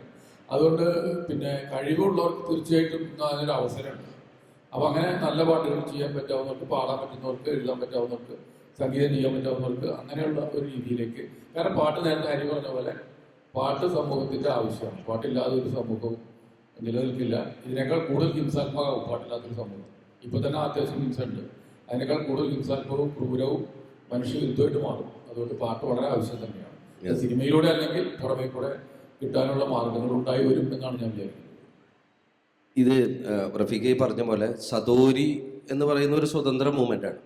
ഇതുപോലെ തന്നെ നമ്മൾ സിനിമേതരമായിട്ടുള്ള പാട്ടുകൾ എന്ന് ചിന്തിക്കുമ്പോൾ ഈ വേറൊരു രീതിയിലെ ഒരു മൂവ്മെൻറ്റ്, ഇപ്പം ജനനയന പോലുള്ള ട്രൂപ്പുകൾക്ക് വേണ്ടി അല്ലെങ്കിൽ നാടൻ പാട്ട് സംഘങ്ങൾക്ക് വേണ്ടിയിട്ട് നിരവധി പാട്ടുകൾ ചന്ദ്രേട്ടൻ എഴുതുന്നുണ്ട്. അതൊരു യൂട്യൂബ് ചാനൽ എന്നുള്ള നിലയ്ക്കല്ലാതെ പെർഫോം ചെയ്യാനുള്ള അതും ഒരു ആവശ്യമാണല്ലോ. ഇപ്പോഴും നമ്മൾ നോക്കിക്കഴിഞ്ഞാൽ ഇപ്പം അത് ബാൻഡുകളൊക്കെ വന്നപ്പോൾ അവർ ഓൺ കമ്പോസിഷൻസ് ഒക്കെ വെച്ചിട്ട് കുറച്ച് വ്യത്യാസം ഉണ്ടെങ്കിലും, അല്ലെങ്കിൽ നമ്മളിപ്പോൾ ഒരു ഗാനമേള എന്ന് പറയുന്ന പാട്ടിൻ്റെ പെർഫോമൻസ് വരുമ്പോൾ അതിൽ വലിയൊരു ശതമാനം സിനിമാ പാട്ടുകളായിരിക്കും ഉണ്ടാവുന്നത്. അതിന്ന് വിട്ടിട്ട് ഇപ്പം നാടൻ പാട്ടുകളുടെ പെർഫോം ചെയ്യാൻ വേണ്ടിയിട്ടുള്ള, ഇപ്പോൾ ഈ ഒരു കാലത്ത് പെർഫോം ചെയ്യാനുള്ള ഏറ്റവും കൂടുതൽ നാടൻ പാട്ടുകൾ എഴുതിയ ഒരാളായിരിക്കും ചന്ദ്രേട്ടൻ എന്ന് പറയുന്നത്. അങ്ങനെ വിചാരിക്കും. വേറെ ആളുകളുണ്ടാവും, അല്ലെങ്കിൽ ഇപ്പോൾ ഏറ്റവും കൂടുതൽ എഴുതിയ ആളുകളിൽ ഒരാളായിരിക്കും എന്ന് വെച്ചോളൂ. അപ്പോൾ സമ്മതിക്കാമല്ലോ. അപ്പോൾ ഇതിൽ ഇപ്പോൾ അതുപോലെ തന്നെ ചന്ദ്രേട്ടൻ ഇപ്പോൾ മരണമെത്തുമ്പോൾ എന്ന് പറയുന്ന കവിതയാണ് റഫീഖ് അഹമ്മദിൻ്റെ പാട്ടായത് എന്ന് പറയുന്ന പോലെ ഒരിക്കൽ M ജയചന്ദ്രൻ പറഞ്ഞ് കേട്ടിട്ടുണ്ട്. ഈ ഇതിലെ പാട്ട് ഏനുണ്ടോടി അമ്പളിച്ചന്തം എന്ന് പറയുന്ന പാട്ട് ഒരു പുസ്തകത്തിലുള്ള വരികൾ എടുത്തിട്ട് അതിനെ അങ്ങനെയാണ് എഴുതേണ്ടായത് എന്ന് പറഞ്ഞിട്ടുണ്ട്. അപ്പോൾ ഞാൻ ഉദ്ദേശിക്കുന്നത് അതിന് മുമ്പേ വന്നതാണ്, അതൊരു സിനിമാ പാട്ടായിട്ട് വന്നതല്ല. അതിന് മുമ്പേ തന്നെ ചന്ദ്രേട്ടൻ എഴുതിയ ഒരു പാട്ട് പിന്നെ സിനിമയിൽ ഉപയോഗിക്കേണ്ടത്. അപ്പം ആ നിലയ്ക്ക് നമ്മളിപ്പോൾ യൂട്യൂബ് ചാനൽ എന്നൊക്കെ പറയുമ്പോൾ നമുക്ക് പറയുന്നവർക്ക് അറിയാം. ഇപ്പോൾ യൂട്യൂബിനെ ഒന്നും ഒരു തികച്ചും സാങ്കേതികമായിട്ടുള്ള ഒരു കാര്യം പറയാണ്, യൂട്യൂബിനെ ഒന്നും ഇപ്പോൾ ഈ ഫേസ്ബുക്കോ അങ്ങനെയൊന്നും സഹായിക്കാത്തത് കൊണ്ട് നമ്മളൊരു യൂട്യൂബ് ചാനലിൻ്റെ ഒരു ലിങ്ക് ഒരു ഫേസ്ബുക്കിൽ ഇട്ട് കഴിഞ്ഞാൽ, ഒരു പുതിയ കുട്ടി ഒരു യൂട്യൂബ് ചാനൽ തുടങ്ങാൻ എളുപ്പമാണ്. അതിലൊരു പാട്ട് ഇട്ടിട്ട് ഒരു ഫേസ്ബുക്കിൽ ഇട്ട് കഴിഞ്ഞാൽ നോർമലി ഒരു ഫേസ്ബുക്ക് പോസ്റ്റ് വായിക്കുന്നതിനേക്കാൾ വളരെ ചെറിയൊരു ശതമാനം മാത്രമാണ് ആ യൂട്യൂബ് ലിങ്ക് യൂട്യൂബ് ലിങ്ക് ഇട്ട കാര്യങ്ങൾ വായിക്കുന്നത്. അത് തികച്ചും സാങ്കേതികമായിട്ടുള്ള കാര്യമാണ്. പക്ഷെ അതിൻ്റെയൊക്കെ പുറത്ത് സ്വതന്ത്രമായിട്ടുള്ള പാട്ടുകളുടെ ഒരു രീതി പിന്തുടർന്ന് പോകുന്ന ഒരാളാണ്. അപ്പം ഞാൻ ചോദിക്കുന്നത്, റഫീഖോട് ചോദിച്ചു പറഞ്ഞാൽ സ്വതന്ത്രമായിട്ടുള്ള പാട്ടുകളുടെ ഒരു സാധ്യത, അപ്പം നമ്മുടെ സിനിമയിൽ പാട്ട് ഉണ്ടാവട്ടെ, ഇല്ലാതിരിക്കൊന്നുമില്ല, എന്നാലും അങ്ങനെയുള്ള സ്വതന്ത്രമായിട്ടുള്ള പാട്ടുകളുടെ ഇവിടുത്തെ ഒരു സാധ്യത എങ്ങനെയാണ്, ലോകമൊക്കെ അങ്ങനെ ആവുമ്പോൾ? എന്നെ സംബന്ധിച്ചിടത്തോളം എനിക്ക് പാട്ട് എഴുതാൻ വളരെ സാധ്യത തന്ന സാധനം ഈ ആൽബങ്ങൾ. ഇവിടെ ടീമുണ്ടായിരുന്നു, അവരാണ് പിന്നെ അവിയലായിട്ട് മാറിയത്. അപ്പൊ അവിയലിന്റെ ആദ്യത്തെ പാട്ട് തന്നെ എഴുതി ഞാനാണ്. നട നട നട നട നട നട നട കരിമാനത്താട്ടം കണ്ട് പീലി നിവർത്തിയതാര്, തുടി കൊട്ടി മഴ പെയ്യുമ്പോ കുഴലൂതണതാര്, ആ പാട്ട്. പിന്നെ അത് കഴിഞ്ഞിട്ട് അവരുടെ അച്ഛൻ്റെ ഒരുപാട് സിനിമകളിൽ തന്നെ ഞാൻ പാട്ട് എഴുതാൻ ഈ കാരണം കൊണ്ടാണ് എന്നെ വിളിച്ചത്. പിന്നെ ഇപ്പോൾ ജോബ് കുര്യനായിട്ട് ഇപ്പോൾ പദയാത്ര പോലുള്ള പാട്ടുകൾ, കൊടുക്കും ഭാവം പോലുള്ള പാട്ടുകൾ ഇപ്പോൾ സിനിമയ്ക്ക് പുറത്ത് ഇത്തരം പ്രവർത്തന പണി നടക്കുന്നുണ്ട്. പലപ്പോഴും നമ്മളാണോ എഴുതുന്നതിൽ പറയുന്നില്ല. പക്ഷെ ആ പാട്ടുകൾ ഇങ്ങനെ ഒരുപാട് ആളുകൾ കണ്ടിട്ടുള്ള സംഭവമാണ്. ചുള്ളിക്കാട് പറഞ്ഞിങ്ങനെ അല്ല വിദേശത്തൊക്കെ ആൽബങ്ങളുടെ പാട്ടാണ് ശ്രദ്ധിക്കപ്പെടുന്നത്. സിനിമകൾ അപ്പുറത്താണ് നമ്മൾ ഈ ആൽബങ്ങളുടെ പാട്ടുകളൊക്കെ ശ്രദ്ധിക്കപ്പെടുന്നത് സംഭവം നടക്കുന്നത്. അതുപോലെ തന്നെ ഈ പാട്ടുകളൊക്കെ ആൾക്കാർ കേൾക്കുന്നില്ല. പുതിയ തലമുറ പുതിയ മൊബൈലിലൂടെയൊക്കെ വാട്സപ്പിലൂടെയൊക്കെ യൂട്യൂബിലൂടെയൊക്കെ ഈ പാട്ടുകൾ ഇങ്ങനെ ശരിയായിട്ട് കേൾക്കുന്നുണ്ട്. അതിൻ്റെ അങ്ങനെ വളരെ കൂടി വരുന്നുണ്ടല്ല. എന്തായാലും ഇവിടുത്തെ വിഷയം തന്നെ പാട്ടും കവിതയും എന്നുള്ളതാണ്. പാട്ടിന് പ്രത്യേകിച്ച് കവിതയ്ക്ക് നിർവചനങ്ങളൊന്നുമില്ല. ബാക്കി രസാൽപ്പ കഴിയും എന്നൊക്കെ പഴയ പഠിതന്മാർ പറയും. അങ്ങനെ രസമുള്ള കുറെ വാക്ക് വെച്ചാൽ അത് കവിത ആവണമെന്നില്ല, പാട്ടും ആവണമെന്നില്ല. എഴുത്തച്ഛൻ പറഞ്ഞ പോലെ പാശ്ചാത്യ നിരൂപണമാണോ നല്ലത്, പൗരസ്ത്യ നിരൂപണമാണോ നല്ലത് എന്ന് പറഞ്ഞ് രണ്ടായിരത്തി നന്നായ മതി പറഞ്ഞു. അപ്പോൾ നന്നാവാൻ വേണ്ടിയാണ് നമ്മളൊക്കെ പരിശ്രമിച്ചു പിടിക്കുന്നത്. പാട്ട് നന്നാവണമെന്നാണ് നമ്മുടെ വിചാരം, കവിത നന്നാവണമെന്നാണ് വിചാരം. കവിത നന്നായാലും പാട്ട് നന്നായാലും അതിൽ കവിത ഉണ്ടാവും അല്ലേ? അതിന് കവിതയുടെ ആവശ്യം കണ്ടെത്താൻ പറ്റും. നമുക്ക് കവിത ചെയ്യുന്നത് നമുക്ക് ഫീൽ ചെയ്യുന്നത് മറ്റുള്ളവർക്ക് ഫീൽ ചെയ്യുന്ന ഒരു സാധനം ആയിട്ടുള്ള കവിത തന്നെയാണ്. ഞാൻ കവിത എന്ന് പറയാം അല്ലേ? ശില്പത്തിന് പറഞ്ഞ മനോഹരമായ കവിത പറഞ്ഞ മനോഹരമാണ് പറയും. അപ്പോൾ എന്തായാലും നമ്മൾ ചെയ്ത കാര്യങ്ങളിൽ ഇപ്പോൾ റഫീഖിന്റെ ഒരു ഭാഗ്യം എന്താ വെച്ചാൽ കുറെ കവിതകൾ തന്നെ അദ്ദേഹത്തിൻ്റെ സിനിമയിലേക്ക് എടുത്തിട്ട് പറയും. സിനിമയിലേക്ക് എടുത്ത പാട്ട് കവിത പറയും. അതുപോലെ നല്ല പാട്ടുള്ള ആൾക്കാർക്ക് അതൊരു നല്ലൊരു അവസരമായിട്ട് മാറി. ഇപ്പം എന്നോട് വേണ്ടി വിളിച്ചെന്നാൽ അതങ്ങനെ കമൽ സാറ് എംജിആർ സാറൊക്കെ ഇരുപത്തേനോട് പറയാണ് കമൽശ്ശേരി എഴുതിയ പാട്ടുണ്ടോ എന്ന് ഈ സന്ദർഭമൊക്കെ പറഞ്ഞിട്ടുണ്ട്. അപ്പോൾ നിന്നെക്കാളൊക്കെ എഴുതിയാണെന്ന് തോന്നുന്നത്. അപ്പോൾ ഞാൻ ആ സമയത്ത് എഴുതിയൊരു പാട്ട് വെറുതെ ചൊല്ലിക്കൊടുത്തു. അപ്പോൾ അതിൽ നിന്ന് ഇങ്ങനത്തെ പാട്ടാണ് വേണ്ടത്, കേട്ടോ ആശയമായിട്ട് ചോദിച്ചിട്ടുണ്ട്. അങ്ങനെയാണ് അതിൻ്റെ തിരുത്തുകൾ വന്നത്. അപ്പോൾ അരിവാളുകൊണ്ട് ഞാൻ കഴിയും എന്നൊക്കെയുള്ള ഒരു സാധനം കിടത്തിലാണല്ലേ ഏനോടിക്ക് ഉണ്ടാക്കിയിട്ടുള്ളത്. അങ്ങനെ തുടക്കം പറഞ്ഞിട്ടുണ്ട്. അപ്പോൾ അരിവില്ലിന്റെ പന്തലൊരുങ്ങുന്നു, പൂവണി മാസപ്പൂത്താലമെഴുതുന്നു, വാലിലം പിടിച്ചന്തര കിണ്ണമായി കനന കുളിച്ചോലയിലെത്തുന്നു, നീതൊന്നും അറിഞ്ഞതേയില്ലെന്നെ പുന്നാരപ്പൂയിലേ. ആ പാടം പഠിക്കുന്നത്. ആ പാട്ടേക്ക് ഉപേക്ഷിക്കണം വിചാരിച്ചു. പാട്ട് ഉപേക്ഷിക്കണം. ഞാന സൂത്രത്തില് വിദ്യാർത്ഥി കേട്ടിട്ട് അതിലുള്ള വാക്കുകളൊക്കെ മാറ്റിയിട്ട് വേറെ പാട്ടാക്കി മാറ്റി പൂർവ്വയിലൊക്കെ മാറ്റിയത്. അങ്ങനെ രണ്ടും നൽകും. സിനിമയിൽ പാട്ട് പറഞ്ഞാൽ ഇപ്പം നമുക്ക് അങ്ങനെ ഒരു സന്തോഷമുണ്ട്. ആൾക്കാർ ഇഷ്ടമായി എന്ന് പറയുമ്പോഴാണ് ചെയ്ത പറയുന്നത്.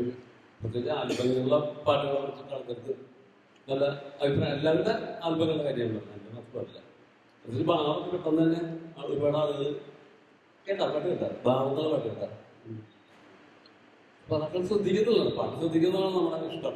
പാട്ട് കൂട്ടായിട്ടുള്ള ആൾക്കാരാണ് നമ്മളൊക്കെ. നമ്മള് ഒരു പാട്ട് കേൾക്കണമെന്ന് വിചാരിച്ചില്ലെങ്കിൽ പാട്ട് കേൾക്കും അല്ലേ? നമ്മൾ അവിടെ നിന്നാലും പാട്ടുണ്ട്. വീട്ടിലും നാട്ടിലും വണ്ടിയിലും ഒക്കെ പോയി പാട്ട് കേട്ടുകൊണ്ടിരിക്കണം. നമ്മളറിയാതെ ആസ്വദിക്കുന്നുണ്ടെന്നുള്ളതാണ് പാട്ടിന്റെ ഒരു ഗുണം. കവിത നമ്മൾ വായിക്കുമ്പോഴാണ് അതിൻ്റെ കേൾക്കുമ്പോൾ നമുക്ക് അത്ര താല്പര്യം. ഒരു കവിത കേൾക്കുമ്പോൾ ഒരു താല്പര്യമൊന്നുമില്ല. അത് നമ്മുടെ മനസ്സിലേക്ക് അതിൻ്റെ ഒരു ആശയം നിന്നില്ല. അതൊരു ആകാണ് നമ്മളൊക്കെ ഉദ്ദേശിക്കുക. അപ്പം കവിത നമ്മൾ വായിക്കുമ്പോഴാണ് നമ്മുടെ ഹൃദയത്തിൽ തട്ട്. അത് വലിയ മോഹം ഉണ്ടാക്കിയിട്ടുണ്ട് പണ്ട്. ചെറുപ്പം തൊട്ട് 1-ാം ക്ലാസ് തൊട്ടുള്ള കവിതകൾ നമ്മുടെ മനസ്സിലേക്ക് പക്ഷെ നമ്മളൊക്കെ ചെയ്ത് നമുക്ക് അതിനുള്ള താല്പര്യം കൊണ്ടാണ് നൽകുന്നത്. നമ്മൾ എന്തുകൊണ്ട് പാട്ട് എഴുതുന്നത്, എന്തുകൊണ്ട് കവിത എഴുതുന്നതൊക്കെ നമുക്ക് അത് ഭയങ്കര ഇഷ്ടമാകുന്നതാണ്. അറിയാതെ ചിത്രമല വരച്ചത്, ശില്പം ഉണ്ടാക്കിയിട്ടുണ്ട്. ഇതൊക്കെ ഞാൻ ചിന്തിക്കുമ്പോൾ ഇതൊക്കെ ഇതിനെയാണ് ഉണ്ടാക്കുന്നത്. ഈ പറ്റാത്തവണ് അതിനൊക്കെ ഇഷ്ടമുണ്ട് എന്നുള്ളതാണ് എൻ്റെ ഒരു കാരണം. ഈ ഇപ്പൊ നമ്മൾ കവിതയെ പറ്റിയിട്ടാണ് പറഞ്ഞത്. അപ്പം ഇതിൻ്റെ അപ്പുറത്ത് നിന്നിട്ടൊരു ചോദ്യം ചോദിക്കുകയാണ്. ഇതിൻ്റെ ഓപ്പോസിറ്റ് ഭാഗത്ത് നിന്നിട്ട്, അതായത് ഒരു കുട്ടി +1 പഠിക്കുന്ന ഒരു കുട്ടിയാണ് എന്നോട് ഒരിക്കൽ ഒരു ഷോർട്ട് ഫിലിമൊക്കെ എടുത്ത് ഇങ്ങനെ എന്തോ ഒരു പാട്ടും കവിതയുമായി ബന്ധപ്പെട്ട ഇങ്ങനെ ഇപ്പം എല്ലാവരും പറയുമല്ലോ ഈ പഴയ പാട്ടാണ് നല്ലത്. ശരി, ഈ പഴയതും പുതിയതും തമ്മിലുള്ള വര എവിടെയാണ് വരയ്ക്കുക എന്നുള്ളതാണ് നമുക്ക് ഒരു വിഷയമുള്ളത്. ഓരോ ആളുകൾക്കും അവരവരുടെ ഇഷ്ടപ്പെട്ട കാലം വരെയായിരിക്കും ഈ പഴയതിൻ്റെ വര. അത് കഴിഞ്ഞാൽ മാറും. അപ്പോൾ ഒരിക്കൽ ഒരു +1 പഠിക്കുന്ന ഒരു കുട്ടി എന്നോട് ചോദിച്ചു, നിങ്ങൾ പറയുന്നതൊക്കെ ശരിയാണ്, ഇപ്പോൾ കാവ്യാത്മകമായിട്ടുള്ള അല്ലെങ്കിൽ സാഹിത്യബന്ധിയായിട്ടുള്ള കഥകൾ വന്നിരുന്ന അല്ലെങ്കിൽ സംഭാഷണങ്ങളൊക്കെ അങ്ങനെയായിരുന്നു. ഒരു കാവ്യാത്മകമായിട്ടുള്ള ഡയലോഗും നമ്മൾ ഓർത്തു വയ്ക്കുന്ന ഒരുപാട് സംഭാഷണങ്ങളൊക്കെ ആയിട്ടുള്ള സിനിമകൾ ഉണ്ടായിരുന്നു. അതിൽ നിന്നൊക്കെ സിനിമകൾക്ക് മാറ്റം വന്നു. സിനിമകൾ വളരെ സാധാരണ വർത്തമാനങ്ങൾ പറഞ്ഞുകൊണ്ടുള്ള സിനിമകളായി. അപ്പം ആ സാധാരണ വർത്തമാനങ്ങൾ പറഞ്ഞുകൊണ്ടുള്ള സിനിമകളാണെങ്കിൽ അവിടെ എന്തിനാണ് ഈ കാവ്യാത്മകമായിട്ടുള്ള ഒരു പാട്ട് നമ്മൾ കേട്ട് ആസ്വദിക്കാനുള്ളതല്ലേ? അതിൻ്റെ ഒരാളുടെ ചോദ്യമാണ്, അതിൽ കവിത തരേണ്ടതുണ്ടോ? പാട്ടിനെ നമുക്ക് പാട്ടായിട്ട് കണ്ടാൽ പോരെ എന്ന് ചോദിക്കുകയുണ്ടായി. കവിതയുടെ വഴിയിൽ നിന്ന് പാട്ടിലേക്ക് വന്ന ആളാണ് റഫീഖ. റഫീഖയുടെ പല കവിതകളും ആണ് ഒരുപക്ഷെ പാട്ടുകളായിട്ട് മാറിയതും ഒക്കെ. ഇത് ഈ കുട്ടിയുടെ ഒരു ചോദ്യം ഇതിൻ്റെ നേരെ ഓപ്പോസിറ്റ്. നമ്മളിപ്പോൾ കവിത ആഗ്രഹിക്കുന്നവർ മുഴുവൻ പഴയ പാട്ടുകളാണ് നല്ലതെന്ന് പറയും, പാട്ടിൽ കവിത വേണമെന്നൊക്കെ പറയുമ്പോൾ ഈ കുട്ടി ചോദിച്ചു എന്തിനാണ് പാട്ടിൽ കവിത എന്നാണ് ചോദിച്ചത്. കവിത ഇല്ലാതെയും പാട്ടുകൾ ഇവിടെ ഉണ്ടായിട്ടില്ല. എല്ലാ ഭാഷകളിലും കവിതയുള്ള പാട്ടുകൾ ഉണ്ടാവുമ്പോൾ തന്നെ തമിഴിൽ നമുക്ക് വെറുതെ പാടിപ്പോവാനുള്ള പാട്ടുകളും ഉണ്ടായിട്ടില്ലേ? അപ്പൊ എന്തിനാണ് ഈ പാട്ടിൽ കവിത ഇത്ര നിർബന്ധം എന്ന് ചോദിച്ചിരുന്നു. എന്താ റഫീഖിക്ക് തോന്നുന്നത്? അങ്ങനെ ഒരു നിർബന്ധമൊന്നും ഇല്ല എന്ന് തന്നെയാണ് എനിക്ക് തോന്നുന്നത്.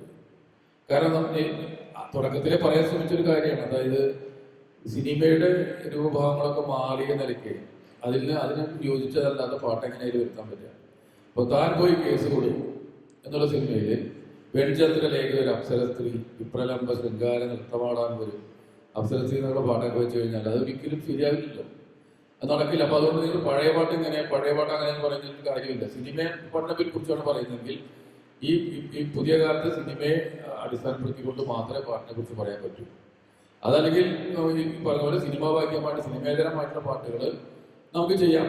അപ്പൊ അത്തരം ഇപ്പോൾ ഒരു സീനിയർ സിറ്റിസൺസിനാണെങ്കിൽ പഴയ മെലഡി പോലത്തെ പാട്ടുകൾ കേൾക്കേണ്ട ആൾക്കാരാണെങ്കിൽ അതിനുള്ള സൗകര്യങ്ങളുണ്ടാവും. ഏറ്റവും ന്യൂ ജനറേഷന് പുതിയ തരത്തിലുള്ള പാട്ടുകൾ അതിനുള്ള സൗകര്യങ്ങൾ ഇന്ന് വന്നിട്ടുണ്ട്. ഒരു കാലത്ത് ഉണ്ടായിരുന്നില്ല.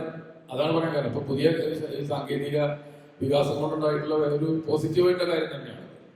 പിന്നെ പാട്ടിന്റെ കാര്യത്തിൽ ഈ പറഞ്ഞ പോലെ കവിത മാത്രമൊന്നുമല്ല. കവിത തീർച്ചയായിട്ടും പാട്ടിനെ മധുരിപ്പിക്കുന്ന അല്ലെങ്കിൽ അതിനെ നിലനിർത്തുന്ന, അതിനെ നമ്മുടെ മനസ്സിൽ തങ്ങി നിൽക്കുന്ന ഒരു ഘടകം തന്നെയാണ്. പക്ഷെ അതില്ലെങ്കിൽ ഇപ്പോൾ പലപ്പോഴും ലീലാകൃഷ്ണനൊക്കെ ഉദ്ധരിക്കുന്ന ഒരു വഴിയുണ്ട്, അതായത് പുഞ്ചപ്പാടം തീ നനയ്ക്കാൻ എന്തൊരു പാടാണ്, ഒരു പുഞ്ചിരി കൊണ്ടൊരു നെഞ്ച് നനയ്ക്കാൻ സെക്കൻഡാണ്.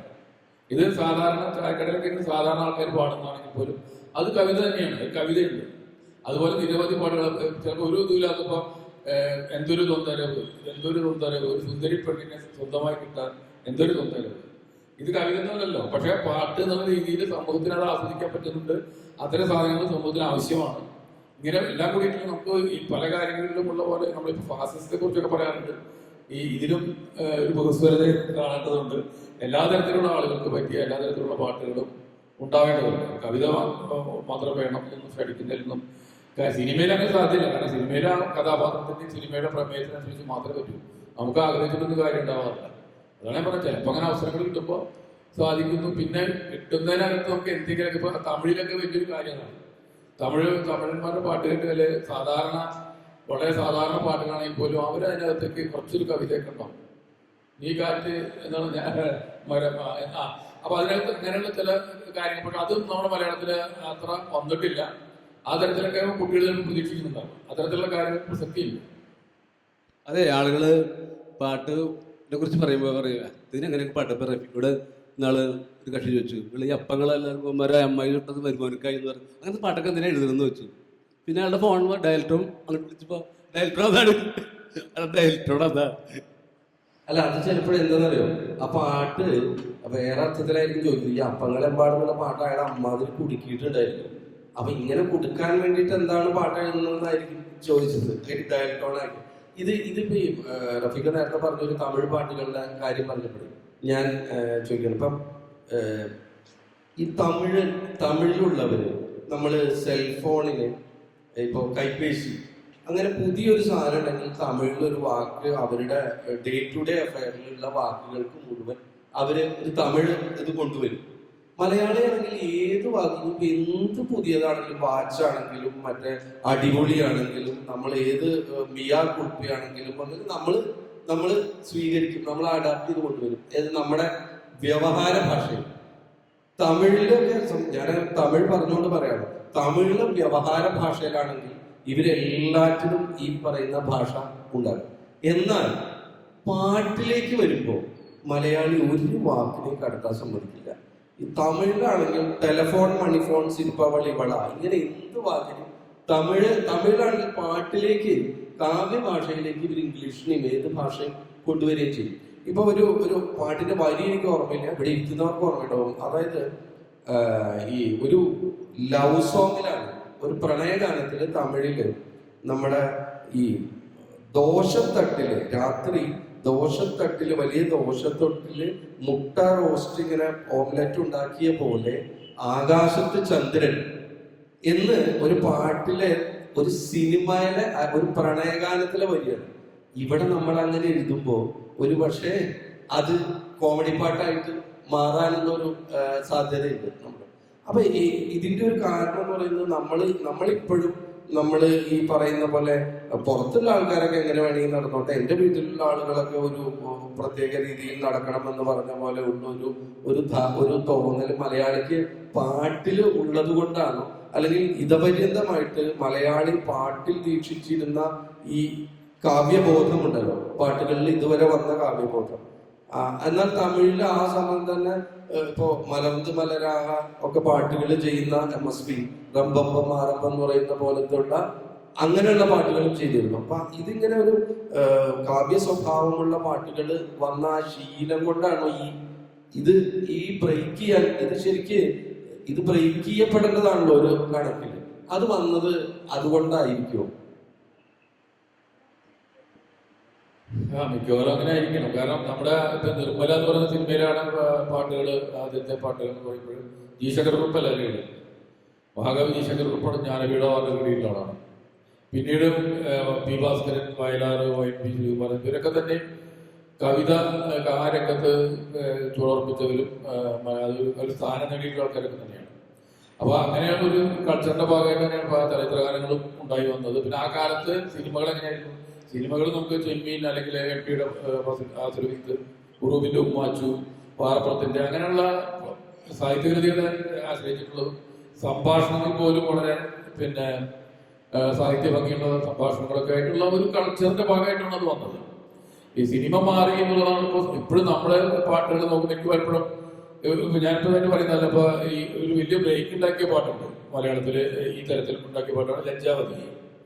അത് എല്ലാ തരത്തിലും അതിന്റെ ശബ്ദം, ഗായകന്റെ ശബ്ദം, സംഗീതം, പക്ഷെ ലിറിക്ക് നോക്കി കഴിഞ്ഞാൽ നമുക്ക് അതിൽ വളരെ വളരെ പഴയ തരത്തിലുള്ള ലിറിക്കാണ്. ഞാൻ പറയുന്നതല്ല, അത് ശീലത്തിന്റെ ഭാഗമായിട്ട് വന്നതാണ്. എഴുതിയ കഴിഞ്ഞപ്പുറത്തിന് വിമർശിച്ചതല്ല ഞാൻ. അദ്ദേഹം അദ്ദേഹത്തിന്റെ കാഴ്ചപ്പാട് ചെയ്തു. അപ്പൊ നമ്മുടെ ആ ഒരു കൾച്ചറിന്റെ ഭാഗമായിട്ട് തന്നെയാണ് അതിൽ വരികളും. അപ്പൊ ഒരിക്കലും ആ പാട്ടിന്റെ കൾച്ചറിനോട് യോജിക്കുന്ന ലിറിക്കായിരുന്നില്ല. അപ്പൊ അങ്ങനെയുള്ള ഒരു മാറ്റം സമൂഹം ഒരുപക്ഷെ ഉണ്ടാവാൻ സാധ്യതയുണ്ട്. എൻ്റെ ഒരു വ്യക്തിപരമായിട്ടുള്ള അനുഭവം ഞാൻ പറയാം. മമ്മൂട്ടിയൊക്കെ അഭിനയിച്ചിട്ടുള്ള ഒരു സിനിമ, ആ സിനിമയിൽ പാട്ടെഴുതാൻ വേണ്ടി പോയപ്പോൾ, ഇപ്പോൾ പാട്ടെഴുതുന്ന രീതി പലർക്കും അറിയാമായിരിക്കാം. ആദ്യം ട്യൂൺ തരും, ലാലാല ലാലാല തന്തനദാന തന്തനദാനം അദ്ദേഹം ട്യൂൺ തരും. ആ ട്യൂണിൽ പിന്നെ അവർ കുറേ കാര്യങ്ങൾ പറയും, അത് വേണം ഇത് വേണം, നായകൻ വരുന്നു, നായിക കൊടുക്കുന്നു, വില്ലൻ നോക്കി നിൽക്കുന്നു, അങ്ങനെ കുറേ കാര്യങ്ങൾ പറയും. അതൊക്കെ പാട്ടിൽ നമുക്ക് കൊണ്ടുവരാൻ വേണം. വലിയ എളുപ്പമുള്ള പരിപാടിയൊന്നും അല്ല അത് വിചാരിക്കുന്ന പോലെ. അപ്പൊ അങ്ങനെ ഒരു ട്യൂൺ തരികയും അത് ഒരു പാട്ട് ഞാൻ എഴുതുകയും ചെയ്തു. ആ പാട്ട് ഒരു കള്ളുകുടി സംഘത്തിലെ പാട്ടാണ്. ഇതിലെ നായകൻ ഗുണ്ടയാണ്, മമ്മൂട്ടി അഭിനയിക്കുന്ന കഥാപാത്രമാണ്. കുറച്ച് ആൾക്കാരൊക്കെ ഇരുന്ന് കള്ളു കുടിച്ചിട്ട് ഇങ്ങനെ മേശമേ തട്ടിയിട്ട് പാടുന്ന പാട്ടാണ്. അപ്പൊ കിഴക്ക് കിഴക്ക് കുന്നിൻ മീതെ ഉദിച്ചുയർന്ന നിലാവല കണ്ട് ഇരുട്ടുവാഴും കുളത്തിലാകെ പൊന്നു തുടങ്ങി, ഒരുത്തി തൂങ്ങിയ പുഞ്ചിരി കണ്ട് നെഞ്ചു കലങ്ങി. അങ്ങനെയാണ് ആ പാട്ട് എഴുതി വന്നത്. അത്രയും ഭാഗം കുഴപ്പമില്ല, അത്യാവശ്യം ഇതിൽ കവിതാ ഭംഗിയുണ്ട്, പിന്നെ നാടൻ സംഭവങ്ങളാണ്. പിന്നെ ചരണത്തിലേക്ക് വന്നപ്പോൾ ഞാൻ എഴുതി മതിച്ച മാമ്പൂ മണം പരക്കും വരമ്പിലൂടെ അവിടെ തേടി നടന്നു, അങ്ങനത്തെ ഒരു വരിയാണ്. അപ്പൊ ഇവര് പറഞ്ഞു അത് ഒരിക്കലും ശരിയാവുന്ന കാര്യമല്ല, കാരണം ഗുണ്ട പാടുന്ന പാട്ടാണ്, അതിൽ മതിച്ച മാമ്പുമൊക്കെ കുഞ്ഞിരാമൻ നായരൊക്കെ എഴുതിയിട്ടുള്ള പകർക്കാൻ പറ്റില്ല എന്ന് പറഞ്ഞത്. അങ്ങനെ ഞാൻ ആ മീറ്ററിനൊപ്പിച്ചിട്ട് മുറിഞ്ഞ വീടി കുറ്റി വലിച്ച് ഇതാക്കി. അപ്പൊ വളരെ സന്തോഷമായി. അപ്പൊ എനിക്ക് വിഷമം തോന്നി. പിന്നെ ആലോചിച്ചപ്പോൾ അതാണ് ശരി. കാരണം ഒരു കളഷാപ്പിൽ ഇരുന്നിട്ട് വലിയ മലയാളം അറിയാത്ത ഒരു ഗുണ്ട പാടുന്ന പാട്ടിന് അതിന് റിയലിസ്റ്റിക്കലി അങ്ങനെയാണ് വേണ്ടത്. പക്ഷെ അങ്ങനെയുള്ള ഒരു രീതിയിലേക്ക് വന്നിട്ട്, അതേസമയം ചുക്ക് എന്ന് പറയുന്ന ഒരു സിനിമയുണ്ട്, അത്ര കണ്ടെന്ന് അറിയില്ല, പഴയ കാലത്തെ ഒരു സിനിമയാണ്. അത് തകഴിയുടെ കഥയെ ആസ്പദമാക്കിയിട്ടുള്ള ഒരു സിനിമയാണ്. അതിൽ മധുവാണ് നായകൻ. അപ്പൊ മധു പറയുന്നത് അത് ജോലി അന്വേഷിച്ച് നടക്കുന്നുണ്ട്. അപ്പോൾ മധുവിനോട് ചോദിക്കുന്നുണ്ട്, നിങ്ങൾ എത്ര പഠിച്ചിട്ടുണ്ട് ചോദിക്കുന്നുണ്ട്. അപ്പോൾ 5th ഫോറം അന്ന് 5th ഫോറം ഒക്കെയാണ്, ചിലപ്പോൾ ഞങ്ങളൊക്കെ ഒക്കെ ആയിരിക്കാം, അങ്ങനെയാണ് പറയുന്നത്. അപ്പൊ അത്ര വിദ്യാഭ്യാസം ഇല്ലാന്നുള്ള നമുക്ക് വ്യക്തമായിട്ട് അറിയാം. ആ സിനിമയിലാണ് മധു എന്ന് പാടുന്ന പാട്ടാണ് പെൺചന്ദ്രൻ ലേഖയുടെ അവസരത്തിൽ. അപ്പൊ ആർക്കും സംശയം പ്രശ്നമില്ല, അത് അങ്ങനെ അത്ര വലിയ വിദ്യാഭ്യാസം ഇല്ലെങ്കിൽ അദ്ദേഹം അങ്ങനെ പാടിക്കോട്ടെ. കാരണം അത് ഏതെങ്കിലും കവികൾ എഴുതിയുള്ള പാട്ടായിരിക്കാം, അല്ലെങ്കിൽ അദ്ദേഹം പഠിച്ചിട്ടുള്ള പാട്ടായിരിക്കാം. അപ്പൊ ആ തരത്തിൽ അതിനെ കാണാൻ കഴിയുന്നു. പക്ഷെ ഇപ്പൊ ഒരു വളരെയധികം റിയലിസ്റ്റിക് ആയിട്ട് പറയുന്നു. ഞാൻ ഈ സംശയങ്ങൾ ചോദിച്ചു. അപ്പം ഗുണ്ടായിട്ട് അഭിനയിക്കുന്നത് സൂപ്പർ സ്റ്റാർ മമ്മൂട്ടി, പാടുന്നത് ചിലപ്പോൾ വിജയ് യേശുദാസിനെ പോലത്തെ ആള്, സംഗീതത്തിൽ, അപ്പൊ എല്ലാ കാര്യങ്ങളും. പക്ഷേ ഇപ്പൊ വരികെട്ട് മാത്രം ഈ നാടൻ രീതികൾ വേണോ എന്ന് ഞാൻ ചോദിച്ചിരുന്നു. അപ്പൊ അത് അങ്ങനെ തന്നെയാണ് വേണ്ടത് എന്നുള്ള രീതിയിൽ. കാരണം അതാണല്ലോ ആളുകൾ കേൾക്കുക. അപ്പോൾ ആ വരികളിലൂടെയാണ് അത് കമ്മ്യൂണിക്കേറ്റ് ചെയ്യുക. അപ്പൊ ഈ പറഞ്ഞ പോലെ ഇതിനൊക്കെ ഒരു മാറ്റം, പുതിയ എഴുത്തുകാരൊക്കെ മാറ്റങ്ങൾ വരുത്തിക്കൊണ്ടിരിക്കുന്നുണ്ട്. പിന്നെ ഏറ്റവും പുതിയ ജനറേഷനോട് സംസാരിക്കുന്ന രീതിയിൽ അവർക്ക് ഉൾക്കൊള്ളാൻ പറ്റാവുന്ന രീതിയിൽ സംഭാഷണത്തിന്റെ രൂപത്തിലൊക്കെയുള്ള തരത്തിൽ പാട്ടുകൾ മാറുന്നുണ്ട്. പക്ഷെ നിലവാരം സൂക്ഷിച്ചിട്ടില്ലെങ്കിൽ അത് നിലനിൽക്കില്ല എന്നുള്ളതാണ്. കാലങ്ങളും ജീവിക്കാൻ കഴിയില്ല. കാലങ്ങളും ജീവിക്കണോ, പുതിയ കാലങ്ങളിൽ അതിന്റെ ആവശ്യമുണ്ടോ എന്ന് എനിക്കറിയില്ല. എങ്കിൽ പോലും നമ്മളിപ്പോഴും 10-50 വർഷമൊക്കെ പഴക്കമുള്ള പാട്ടുകൾ പ്രവർത്തിക്കുന്നു. അതേസമയം കവിതകൾ പോലും മറന്നുപോയിരിക്കുന്നു. വളരെ പ്രധാനപ്പെട്ട കവിതകളൊന്നും പലപ്പോഴും ഓർമ്മയിൽ വരുന്നില്ല, പക്ഷെ പാട്ടുകൾ ഓർമ്മയിൽ നിൽക്കുന്നു. അപ്പൊ അതിൽ പാട്ടിന് അത്തരത്തിലൊരു മാജിക് ഉണ്ട്. ആ മാജിക് നഷ്ടപ്പെടുത്തേണ്ടതില്ല എന്ന് തോന്നാറുണ്ട്. പക്ഷെ അതുകൊണ്ടാണ് സിനിമയ്ക്ക് അപ്പുറത്തുള്ള സിനിമേതരമായിട്ടുള്ള പാട്ടിന്റെ പ്രസക്തി ഉണ്ടെന്ന് ഞാനിവിടെ സൂചിപ്പിക്കാൻ കാരണം.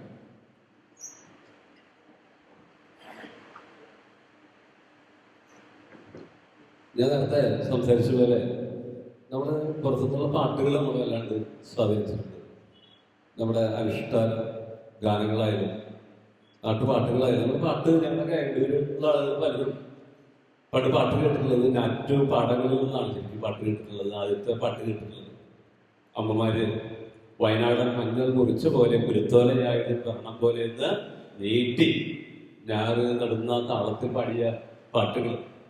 അതുപോലെ തന്നെ ഓണം ഒക്കെ വന്നാൽ വട്ടക്കളിയുടെ പാട്ടുകൾ, ക്ഷേത്രങ്ങളിൽ നിന്ന് അനുഷ്ഠാന കലകളായിട്ടുള്ള തോറ്റപ്പാട്ട്, ചാത്തമ്പാട്ട്, അങ്ങനെ തുടങ്ങി ഒരുപാട് പാട്ടുകൾ, ഹിന്ദുപാട്ടുകൾ പോലുള്ള പാട്ടുകൾ, ഇതൊക്കെ നമ്മളെ വല്ലാതെ ചെറുപ്പത്തിൽ സ്വാധീനിച്ചിട്ടുണ്ട്. അതിന്റെ അർത്ഥങ്ങളൊന്നും അറിഞ്ഞില്ലെങ്കിലും അതിന്റെ താളങ്ങളും ഭഗവതി പാട്ടുകളും ഒക്കെ വളരെ കവിതയുള്ളതാണ് വരികളൊക്കെ തന്നെ. അതുപോലെ തന്നെ എന്നെയൊക്കെ ഏറ്റവും കൂടുതൽ ആകർഷിച്ചത് തിരുവരങ്കന്മാർ വന്നിട്ട് തൊഴിലുണർത്തുന്ന പാട്ടുകളാണ്. അത് വളരെ രാഗങ്ങളുണ്ട്. ഈ രാഗങ്ങളൊക്കെ ഉണ്ടാക്കിയിട്ടുള്ള അവർ തന്നെയാണ്. പേരെടുത്തത് സവർണരാണെങ്കിലും അവർണരായ ആളുകളാണ് പണ്ട് പാട്ട് ഉണ്ടാക്കിയിട്ടുള്ളതെന്നാണ് ഞാൻ എൻ്റെ ഒരു കുറച്ച് ആളുകൾ അറിവുള്ള ആളുകൾ പറഞ്ഞ ഒരു കാര്യം എന്ന് വെച്ചാൽ, പണ്ട് സവർണർക്ക് വേദം ഉണ്ടായിരുന്നുള്ളത്, അവർക്ക് സംഗീതം ഉണ്ടായിരുന്നില്ല. അതുപോലെ പിന്നീട് സംഗീതത്തിന് ഓരോ നാമകരണം ചെയ്ത് ഓരോ താളത്തിനൊക്കെ ഒരു പേര് കൊടുത്ത് അവരായിരുന്നുള്ളത്. അപ്പോൾ ഈ തോറ്റപ്പാട്ടൊക്കെ കേൾക്കുമ്പോൾ നമുക്കറിയാം വളരെ ക്ലാസിക്കലാണെന്ന് നമുക്കറിയാം. കാരണം അവർ ചരിത്രം പഠിക്കുമ്പോൾ നമുക്ക് അവർ തമിഴ്നാട്ടിൽ നിന്ന് വന്നവരാണ് പറയാം. ശരിക്കും അവരുടെ കുലം എന്ന് പറയേണ്ടത് അവർ പാട്ടുകാരെന്നാണ്, പാട്ടിച്ച പാട്ടുകാരി എന്നുള്ള അർത്ഥമുണ്ട്. അവരുടെ പാട്ട് ഉദാഹരണത്തിന് ഇവിടെ ഓർമ്മയിൽ ഇങ്ങനെ മാഞ്ഞു പോകാതെ നിൽക്കുന്നത് അച്യുതാ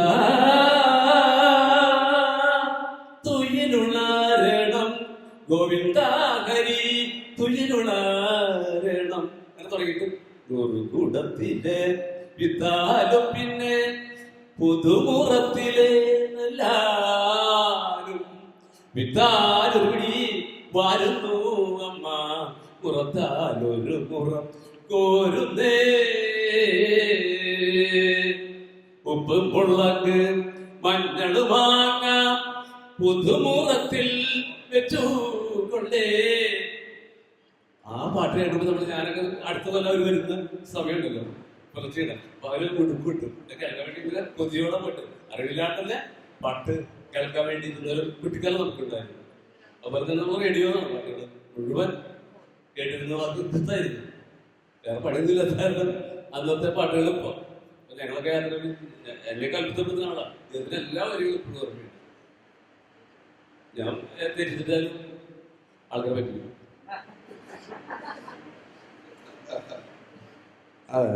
ഇത് ഈ ഇപ്പൊ ഈ പാട്ടുകളുടെ ഇതിനെ പറ്റി പറഞ്ഞ പലരും പറയുന്നൊരു കാര്യം നമ്മളോടൊക്കെ ചോദിക്കുന്ന, അല്ലെങ്കിൽ ഒരു പാട്ടിന്റെ കമന്റിലൊക്കെ എഴുതി വരും, ഇത് ഈ ഈണത്തിന് പാട്ട് എഴുതാൻ തുടങ്ങിയപ്പോഴാണ് ഇതൊക്കെ ഇത്ര പ്രശ്നമായത് എന്ന്. ഞാനിതിന്റെ തുടക്കത്തിൽ പറഞ്ഞു, വയലാറ് സലിൽ ചൗധരിയുടെ ഈണത്തിന് എഴുതാൻ പോയ ഒരു കഥ പറഞ്ഞു. എന്നിട്ട് ചെമ്മീനിലെ പാട്ടുണ്ടായിരുന്നു. അപ്പോൾ പലപ്പോഴും ഇത് ഈ ഈണത്തിനല്ല എന്നുണ്ട്. കാരണം ഈണത്തിന് സുന്ദരമായിട്ടുള്ള പാട്ടുകൾ ഇവിടെ ഉണ്ടായിട്ടുണ്ട്. മലയാളത്തില് ആദ്യത്തെ പാട്ടുകളൊക്കെ ഉണ്ടായത് ഏതെങ്കിലും ഇപ്പോ തേയിലത്തോട്ടത്തിലെ എന്ന് പറയുന്ന ഒരു തമിഴ് പാട്ടിന്റെ ഈണത്തിലാണ് ജാതകദോഷത്തിലെ എന്ന് പറയുന്ന പാട്ട് ഉണ്ടായത്. ഈ സുഹാനി രാത്ത് എന്ന് പറയുന്ന പ്രസിദ്ധമായിട്ടുള്ള പാട്ടിന്റെ ഇതിലാണ് അകാലയാരും എന്ന് ഉള്ള മലയാളത്തിലെ പാട്ടുണ്ടായത്. അങ്ങനെ ഒരുപാട് പാട്ട് ഭാഷേട്ടനൊക്കെ ഇവിടെ ഇരിക്കുന്നുണ്ട്. അപ്പോൾ അവർക്കൊക്കെ കൂടുതൽ അറിയാൻ പറ്റും. അത്തരത്തിൽ പഴയ പാട്ടുകളൊക്കെ ഈണത്തിനനുസരിച്ച് എഴുതി പിന്നീടാണ് ഇപ്പൊ ഈ വയലാറിന്റെ ഒരു ഭാസ്കര മാഷ് ഒരു പക്ഷേ പാകാലെ ആരുമൊക്കെ ആ ഈണത്തിനാണ് എഴുതിയത്. അത് കഴിഞ്ഞിട്ട് നമ്മളിന്ന് കൊതിക്കുന്ന അല്ലെങ്കിൽ നമ്മളിന്ന് എപ്പോഴും പറയുന്ന പാട്ടിന്റെ പുഷ്കലകാലം എന്ന് പറയുന്നത് പിന്നീട് ദേവരാജൻ മാഷും ദക്ഷിണാമൂർത്തി സ്വാമിയും രാഘവ മാഷും ഒക്കെ വരികയും അപ്പുറത്ത് വയലാറും ഭാസ്കരനും ചുരുമാരത് ബിസാറോ ബിസാറോ ഒക്കെ വരികയും അങ്ങനെ വന്നപ്പോഴാണ് നമ്മൾ എഴുതി ചെയ്യുന്ന ഒരു രീതി വന്നത്.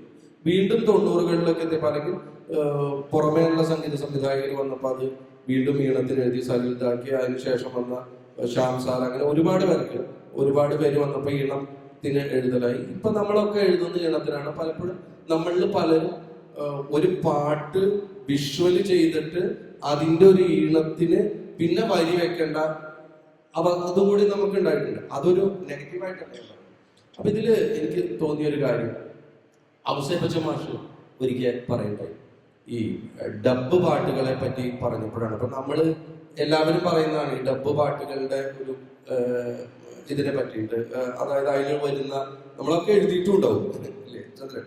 അപ്പൊ അതിൽ വരുന്ന മലയാളത്തിനെ പറ്റിയിട്ട് എപ്പോഴും എല്ലാവരും പറയുന്നതാണ്. അപ്പൊ അത് അതിന്റെ ബുദ്ധിമുട്ട് കൊണ്ടാണ് സംഭവിക്കുന്നത്. ആ വിഷയത്തിലേക്കല്ല ഞാൻ വരുന്നത്. കാരണം ലിപ്പ് അതുപോലെ ആവണം എന്ന് ശഠിക്കും ചില ആളുകൾ.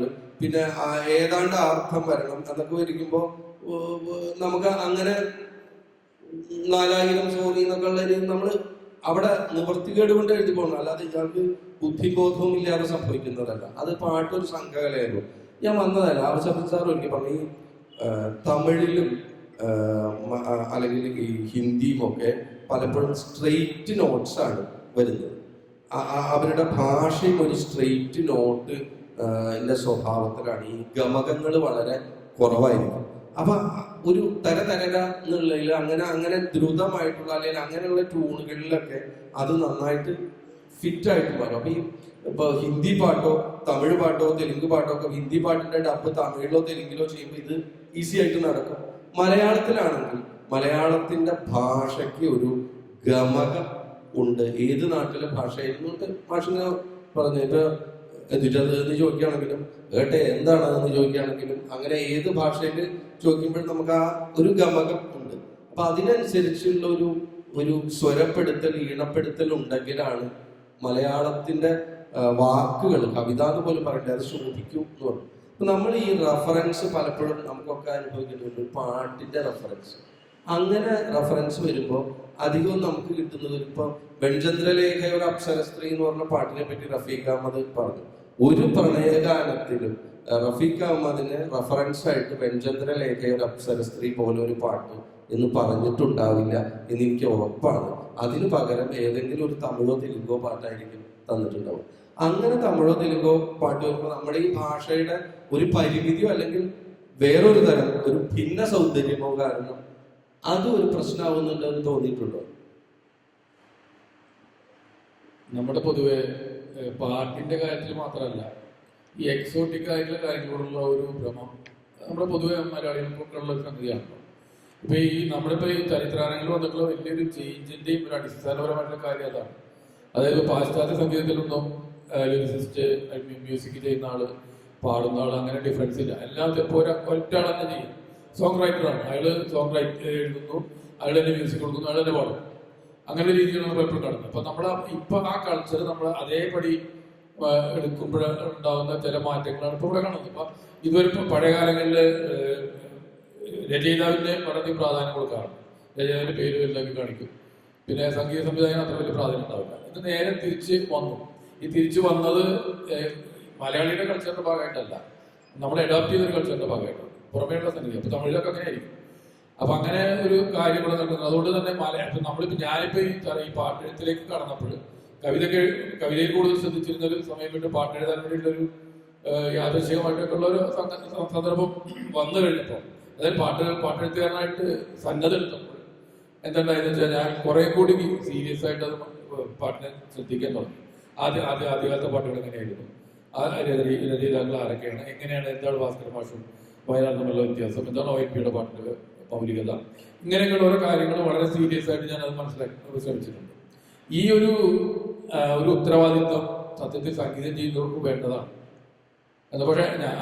പക്ഷെ അത് പലപ്പോഴും ഇല്ല എന്നുള്ളത്. അവർ സംഗീതത്തിൽ മാത്രം, ഞാൻ അവർ ഒരിക്കലും കുറ്റപ്പെടുത്തിക്കൊണ്ട് പറയുന്നതല്ല, ഞാൻ ചില കാര്യങ്ങൾ ചൂണ്ടിക്കാണിക്കുന്നതാണ്. അപ്പൊ അവർക്ക് സംഗീതത്തിന്റെ ചില കാര്യങ്ങൾ കിട്ടുമൊന്നുമില്ല. അപ്പൊ അത് മാത്രമല്ല, അവർ മലയാളത്തിലെ ഞാൻ ഭയങ്കര എനിക്ക് എന്നെ അത്ഭുതപ്പെടുത്തിയൊരു കാര്യമുണ്ട്. കാരണം എനിക്കൊരു പാട്ട് എനിക്ക് കിട്ടി, അതായത് നേരം മങ്ങിയ നേരത്തിങ്ങനെ മാനത്തെത്തുവതാരോ എന്നൊരു പാട്ടുണ്ട്. അതായത് ദേവരാജ മാഷ് പാടിയുള്ള പാട്ട്. ദേവരാജ മാഷ ശബ്ദം ഒട്ടുമിക്ക മലയാളികൾക്കും നല്ല പരിചയമാണ്. അല്ലെങ്കിൽ പൊന്നരുവാണ് അപ്പോഴെങ്കിലും കേട്ടിട്ടുണ്ടാവില്ല. ഞാൻ ഈ പാട്ട് എൻ്റെ ഒരു പുതിയ മ്യൂസിക് ഡയറക്ടറിന് ആൾക്ക് വെറുതെ അയച്ചു കൊടുക്കാം. വെറുതെ നമ്മളിങ്ങനെ പാട്ടുകൾ ഉണ്ടായിരിക്കുമല്ലോ. അപ്പൊ ഇദ്ദേഹം കുറച്ച് കഴിഞ്ഞപ്പോൾ എന്നോട് ചോദിക്കണം, നല്ല ശബ്ദം ഉണ്ടോയാ, നല്ല റെൻഡറിങ് എന്തൊക്കെ പറഞ്ഞു. അപ്പൊ അത്രയും പോലും ധാരണ ഇല്ലാത്തത് വലിയ കഷ്ടമാണ്. കാരണം പുതിയ കാലത്തിന്റെ അനുസരിച്ചുള്ള പാട്ടുകൾ ചെയ്തോട്ടെ, യാതൊരു വിരോധമില്ല, അങ്ങനെ തന്നെ ചെയ്യേണ്ട, കാലം മാറിക്കൊണ്ടിരിക്കുകയാണ്. എങ്കിലും പഴയതിനെ കുറിച്ചുള്ള ഒരു അറിവ് നമുക്കുണ്ടായിരിക്കും.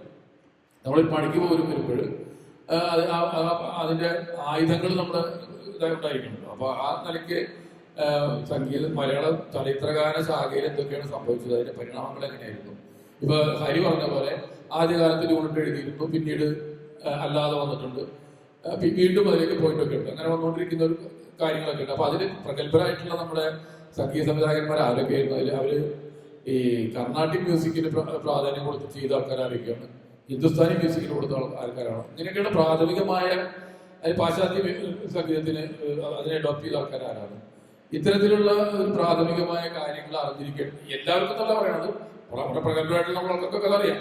പക്ഷെ പലർക്കും, പുതിയ തലമുറയിലുള്ള പലർക്കും അത്തരം കാര്യങ്ങളിൽ വലിയ താല്പര്യമില്ല. അതിന്റെ ഒരു അപകടം കൂടി പാട്ടുകൾ കൊടുത്തിട്ടുള്ള വിജയത്തിൽ ഉണ്ടായിരിക്കും. ഇപ്പൊ ഈ ഈണം കൊടുത്ത് പാട്ട് ചെയ്യുന്നതുകൊണ്ടൊന്നും യാതൊരു കുഴപ്പമില്ല, ഞാൻ അങ്ങനെ വിചാരിക്കുന്നില്ല. എത്രയോ പാട്ടുകൾ നമുക്ക് പിന്നീട് മനസ്സിലാക്കിയപ്പോഴാണ് പല പാട്ടുകളും അങ്ങനെയാണ് ഉണ്ടായിട്ടുള്ളത് ഞാൻ മനസ്സിലാക്കിയത്. ഇപ്പൊ നമ്മുടെ പ്രതാപ് സിംഗ് എന്ന് പറയുന്ന ഇങ്ങനെ കൂടെയുള്ള അദ്ദേഹത്തിന്റെ വളരെ പ്രശസ്തമായിട്ട് പാട്ടുണ്ട്, കുളി കഴിഞ്ഞു കോടി, വളറിയില്ല, കുളി കഴിഞ്ഞു കോടി മാറ്റിയ ശിശിരകാല ചന്ദ്രിക എന്ന് പറയുന്ന പാട്ട്. അതൊരിക്കലും അങ്ങനെ ഒരു ഈണം നേരത്തെ ചെയ്ത് എഴുതിയതെന്ന് ഒരിക്കലും പറയില്ല. കാരണം അത്രയും മലയാളിച്ചല്ല, അത്രയും യാതൊരു തരത്തിലുള്ള തട്ടുതടവില്ലാത്ത പാട്ടാണ്. അങ്ങനെ നിരവധി പാട്ടുകളുണ്ട്. പിന്നെ ജാനകി പാടിയിട്ടുള്ള പാട്ടുകളില്ലേ, എത്രയോ പാട്ടുകളില്ലേ, ചെലിച്ചോദരി ചെയ്തിട്ട് പലതും, ചിലതൊക്കെ കുഴപ്പമുണ്ട്, മറ്റു പല മിക്കവാറും പാട്ടുകളും നമുക്ക് അങ്ങനെ തിരിച്ചറിയാൻ പറ്റില്ല. അപ്പൊ അത് ഈ പറഞ്ഞ പോലെ ഒരു കൂട്ടായിട്ടുള്ള ഒരു സംഗീത സംവിധായകനും എഴുത്തുകാരനും ഒക്കെ കൂടി ചേർന്നുകൊണ്ടുള്ള ഒരു സംഘ പ്രവൃത്തിയുടെ ഭാഗമായിട്ട് വരുന്നത് തന്നെയാണ്. അതിൽ അവരുടെ മിടുക്കൊണ്ട് തന്നെയാണ് അത് എങ്ങനെയാണെന്നുള്ളത് മനസ്സിലാക്കാൻ പറ്റാതെ വരുന്നത്. അത് മനസ്സിലാക്കാൻ പറ്റുമ്പോൾ അതിൽ ആർക്കും ഒരാൾക്ക് കുഴപ്പമുണ്ടെന്ന് മനസ്സിലാക്കിയാൽ പറ്റും. അങ്ങനെയാണോ ചന്ദ്രേട്ടന് എന്താ തോന്നി? അല്ല, പാട്ട് എന്തായാലും മൂന്ന് സംഘ കല്ലിലാണ്. കാരണം എവിടെയും പിഴച്ചാൽ എവിടെയും പിഴച്ചെന്ന് അറിയാൻ പറ്റില്ല. അതാണ് പാട്ടിൻ്റെ ഒരു കുഴപ്പം. പാട്ട് ആസ്വദിക്കുമ്പോൾ അതിന് സംഗീതം നന്നാവണം, പാടുന്ന ആൾ നന്നാവണം, അതിൻ്റെ വരികളും നന്നാവണം എന്നുള്ളത് ഉറപ്പാണ്, എല്ലാവർക്കും അറിയാവുന്ന ഒരു കാര്യം തന്നെയാണ് അത്. ഇപ്പം ഞങ്ങളൊക്കെ പണ്ട് എനിക്ക് ചില ആളുകളെ നന്നായിട്ട് അവർ ട്യൂൺ നമുക്കേ തരുന്ന ആൾക്കാർ തന്നെയാണ്. പക്ഷെ അവർ പെട്ടെന്ന് ട്യൂൺ ചെയ്യാൻ അറിയാം. ഇപ്പോൾ ഇജ്മാല്, അതുപോലെ ദീപക് ദേവ്, ലക്ഷ്മി ലക്ഷ്മിയുടെ തന്നെ ഉറുമിയിലേക്ക് പാട്ടുകൾ കൊണ്ട് പോയി പോയതൊക്കെ. അപ്പൊ രചിക്കുന്നത് അല്ലാത്ത വരികൾ ചെറിയ പാട്ടുകളൊക്കെ നമ്മൾ വെറുതെ എഴുതി കൊടുത്താൽ മതി. ദീപക് ദേവ് പെട്ടെന്ന് ചെയ്യും. ചലനം എന്നുള്ള പാട്ട് രചിക്കയുടെ ലക്ഷ്മിയുടെ അത് പാടിയിട്ടുള്ളത്. അപ്പൊ എന്റെ പിടിക്കണത് ആരാന്ന തീയാടാൻ തിറയാടാൻ മാണിക്ക കവിൽ എന്നാണ് പാട്ട്. വടക്ക് വടക്ക് കൊട്ടണം കൊട്ടണം, തെക്ക് തിത്തൈച്ചോടും വെക്കണം, കിഴക്കിലെ മൈനെ കാണാം, പടിഞ്ഞാട്ടിൽ എന്താവോ. വളരെ ഫോക്കാണ്, വളരെ ഏറ്റവും പഴയൊരു താളാണ് തെളിവുകളുടെ. എങ്ങനെ കുത്തിയാലും ചൊരല്ലേ തമ്പ്രാ, ഇങ്ങളെ കുത്തിയാലും ചൊരില്ലേ ചൊര. പൂമാന പന്തലുള്ള പാട്ട് റെഫറൻസ് ഈ പാട്ടാ താളത്തിൽ എഴുതാൻ പറഞ്ഞു. അത് ശരി. തെളുതേളെ പൂമാന പന്തലീലല്ലോ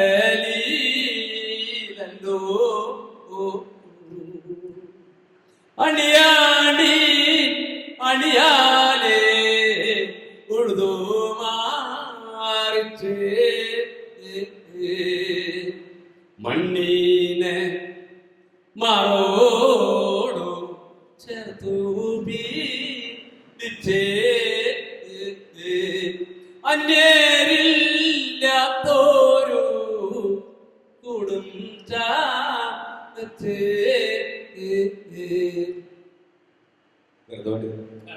അല്ല, കുറച്ചുകൂടി പാടിക്കോളൂ.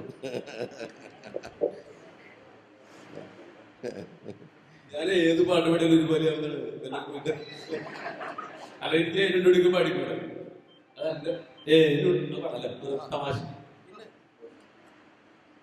ഏനുണ്ടോടി അമ്പിളി ചന്തം, ഏനുണ്ടോടി താമര ചന്തം, ഏനുണ്ടോടി മാരിവിൽ ചന്തം, ഏനുണ്ടോടി മാമഴച്ചന്തം, കമ്മലിട്ടോ പൊട്ടുതൊട്ടോ ഏനീതൊന്നും അറിഞ്ഞതേയില്ലെന്റെ പുല്ലാരപ്പൂക്കുയിലേ.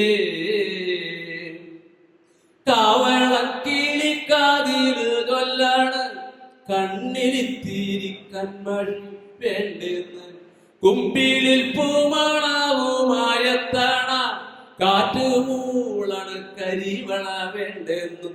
എന്തിനാവോ ഏതിനാവോ നീ ഇതൊന്നും അറിഞ്ഞതേയില്ലെന്റെ പഞ്ചാരപ്പൂക്കുയിലേ. മനസ്സിലായി പാട്ട് തിരുപാടാ. ഞങ്ങളുടെ മുമ്പിൽ ഈ കമ്പ്യൂട്ടറിൽ ഇവിടെ ഒരു സ്റ്റോപ്പ് വാച്ച് ഓടിക്കൊണ്ടിരിക്കുന്നുണ്ട്. അപ്പോൾ അതിൽ ഇനി കാണിക്കുന്നത് 17 മിനിറ്റാണ്. അപ്പോൾ എന്നോട് ഇദ്ദേഹം പറഞ്ഞു, ഇതിൻ്റെ ഒരു സെഷൻ്റെ രീതി വെച്ച് സദസ്സിൽ നിന്നൊരു 3 ചോദ്യവും, ആ ചോദ്യത്തിനൊക്കെ ഞങ്ങൾക്ക് അറിയണതാണെങ്കിൽ ഞങ്ങൾ ഉത്തരം പറയും ചെയ്യാം. അതിൽ 0 നിന്നാൽ നിർത്തണം എന്ന് പറഞ്ഞിട്ടുണ്ട്. അപ്പോൾ ഇനി നിങ്ങൾക്ക് കൈമാറുന്നു. നമസ്കാരം, എൻ്റെ പേര് സതീഷാണ്. എനിക്ക് ചോദിക്കാനുള്ളത്, നേരത്തെ നമ്മൾ പറഞ്ഞു ഈ സിനിമയിലും പുറത്തും ഒരുപോലെ ഉണ്ടായിരുന്നൊരു കാലം ഉണ്ടായിരുന്നു പാട്ടുകൾക്ക്. അതായത് ആദ്യകാലത്തെ സിനിമാ പാട്ടുകളെല്ലാം പിന്നീട് സിനിമ കഴിഞ്ഞാലും നമുക്ക് കേട്ടിരിക്കാവുന്നതായിരുന്നു. അത് വലിയ അല്ലെങ്കിൽ നല്ല കൃതസ്ഥരായിട്ടുള്ള സാഹിത്യകാരന്മാരുടെ കൃതികളെ ആസ്പദമാക്കി സിനിമകൾ ഇറങ്ങിയിരുന്ന ഒരു കാലമായിരുന്നു കൊണ്ടായിരിക്കാം. എന്നാൽ ഇപ്പോൾ അതിന് മാറ്റം വന്നിട്ടുണ്ട്. അപ്പം ഇന്ന് വരികൾക്ക് ഈണം കിട്ടിയതിന് ശേഷം എഴുതുന്നു. അങ്ങനെ അതിൽ തന്നെ നമുക്ക് നമ്മുടെ കൃത്യമായിട്ടുള്ള നമ്മുടെ ഒരു പ്രതിഭ തെളിയിക്കാൻ പറ്റാത്തൊരു സംഗതി കൂടെ ഉണ്ടെന്ന് തോന്നുന്നു. അപ്പം ഇങ്ങനെ ഇരിക്കുന്നൊരു കാലത്ത് അത് മാത്രമല്ല, ഇപ്പം വാക്കുകൾ തന്നെ നേരത്തെ പറഞ്ഞു, ഇപ്പം താവക അങ്കുലി അല്ലെങ്കിൽ അതുപോലെ അവിടുന്ന് ഗാനങ്ങൾ, അതുപോലുള്ള പാട്ടുകൾ കുറഞ്ഞു വരുന്നു. അത് നമ്മുടെ മലയാള ഭാഷയിലെ ഇന്നത്തെ തലമുറയ്ക്ക് ഉള്ള ഒരു ആഭിമുഖ്യക്കുറവ് ഇതിന് കാരണമാണോ എന്നൊരു സംശയം എനിക്ക് തോന്നുന്നു. ഞാൻ അവസാനം പറയുന്നത്, നമ്മുടെ ഒരു ലളിതഗാനത്തിൻ്റെ ഒരു നല്ലൊരു കാലം ഉണ്ടായിരുന്നു. ഇപ്പം തരംഗിണിയൊക്കെ ഇറക്കിയ ഒത്തിരി പാട്ടുകൾ നമ്മൾ ആസ്വദിച്ചൊരു കാലം ഉണ്ടായിരുന്നു.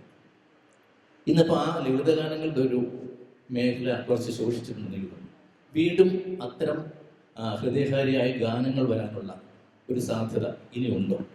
മലയാളത്തിലേക്ക് ഈ യുവതലമുറ ഇങ്ങനെയുള്ള പാട്ടുകൾ ആസ്വദിക്കാനുള്ളൊരു സാഹചര്യം ഉണ്ടോ? ഇതാണ് എൻ്റെ ഒരു ചോദ്യം.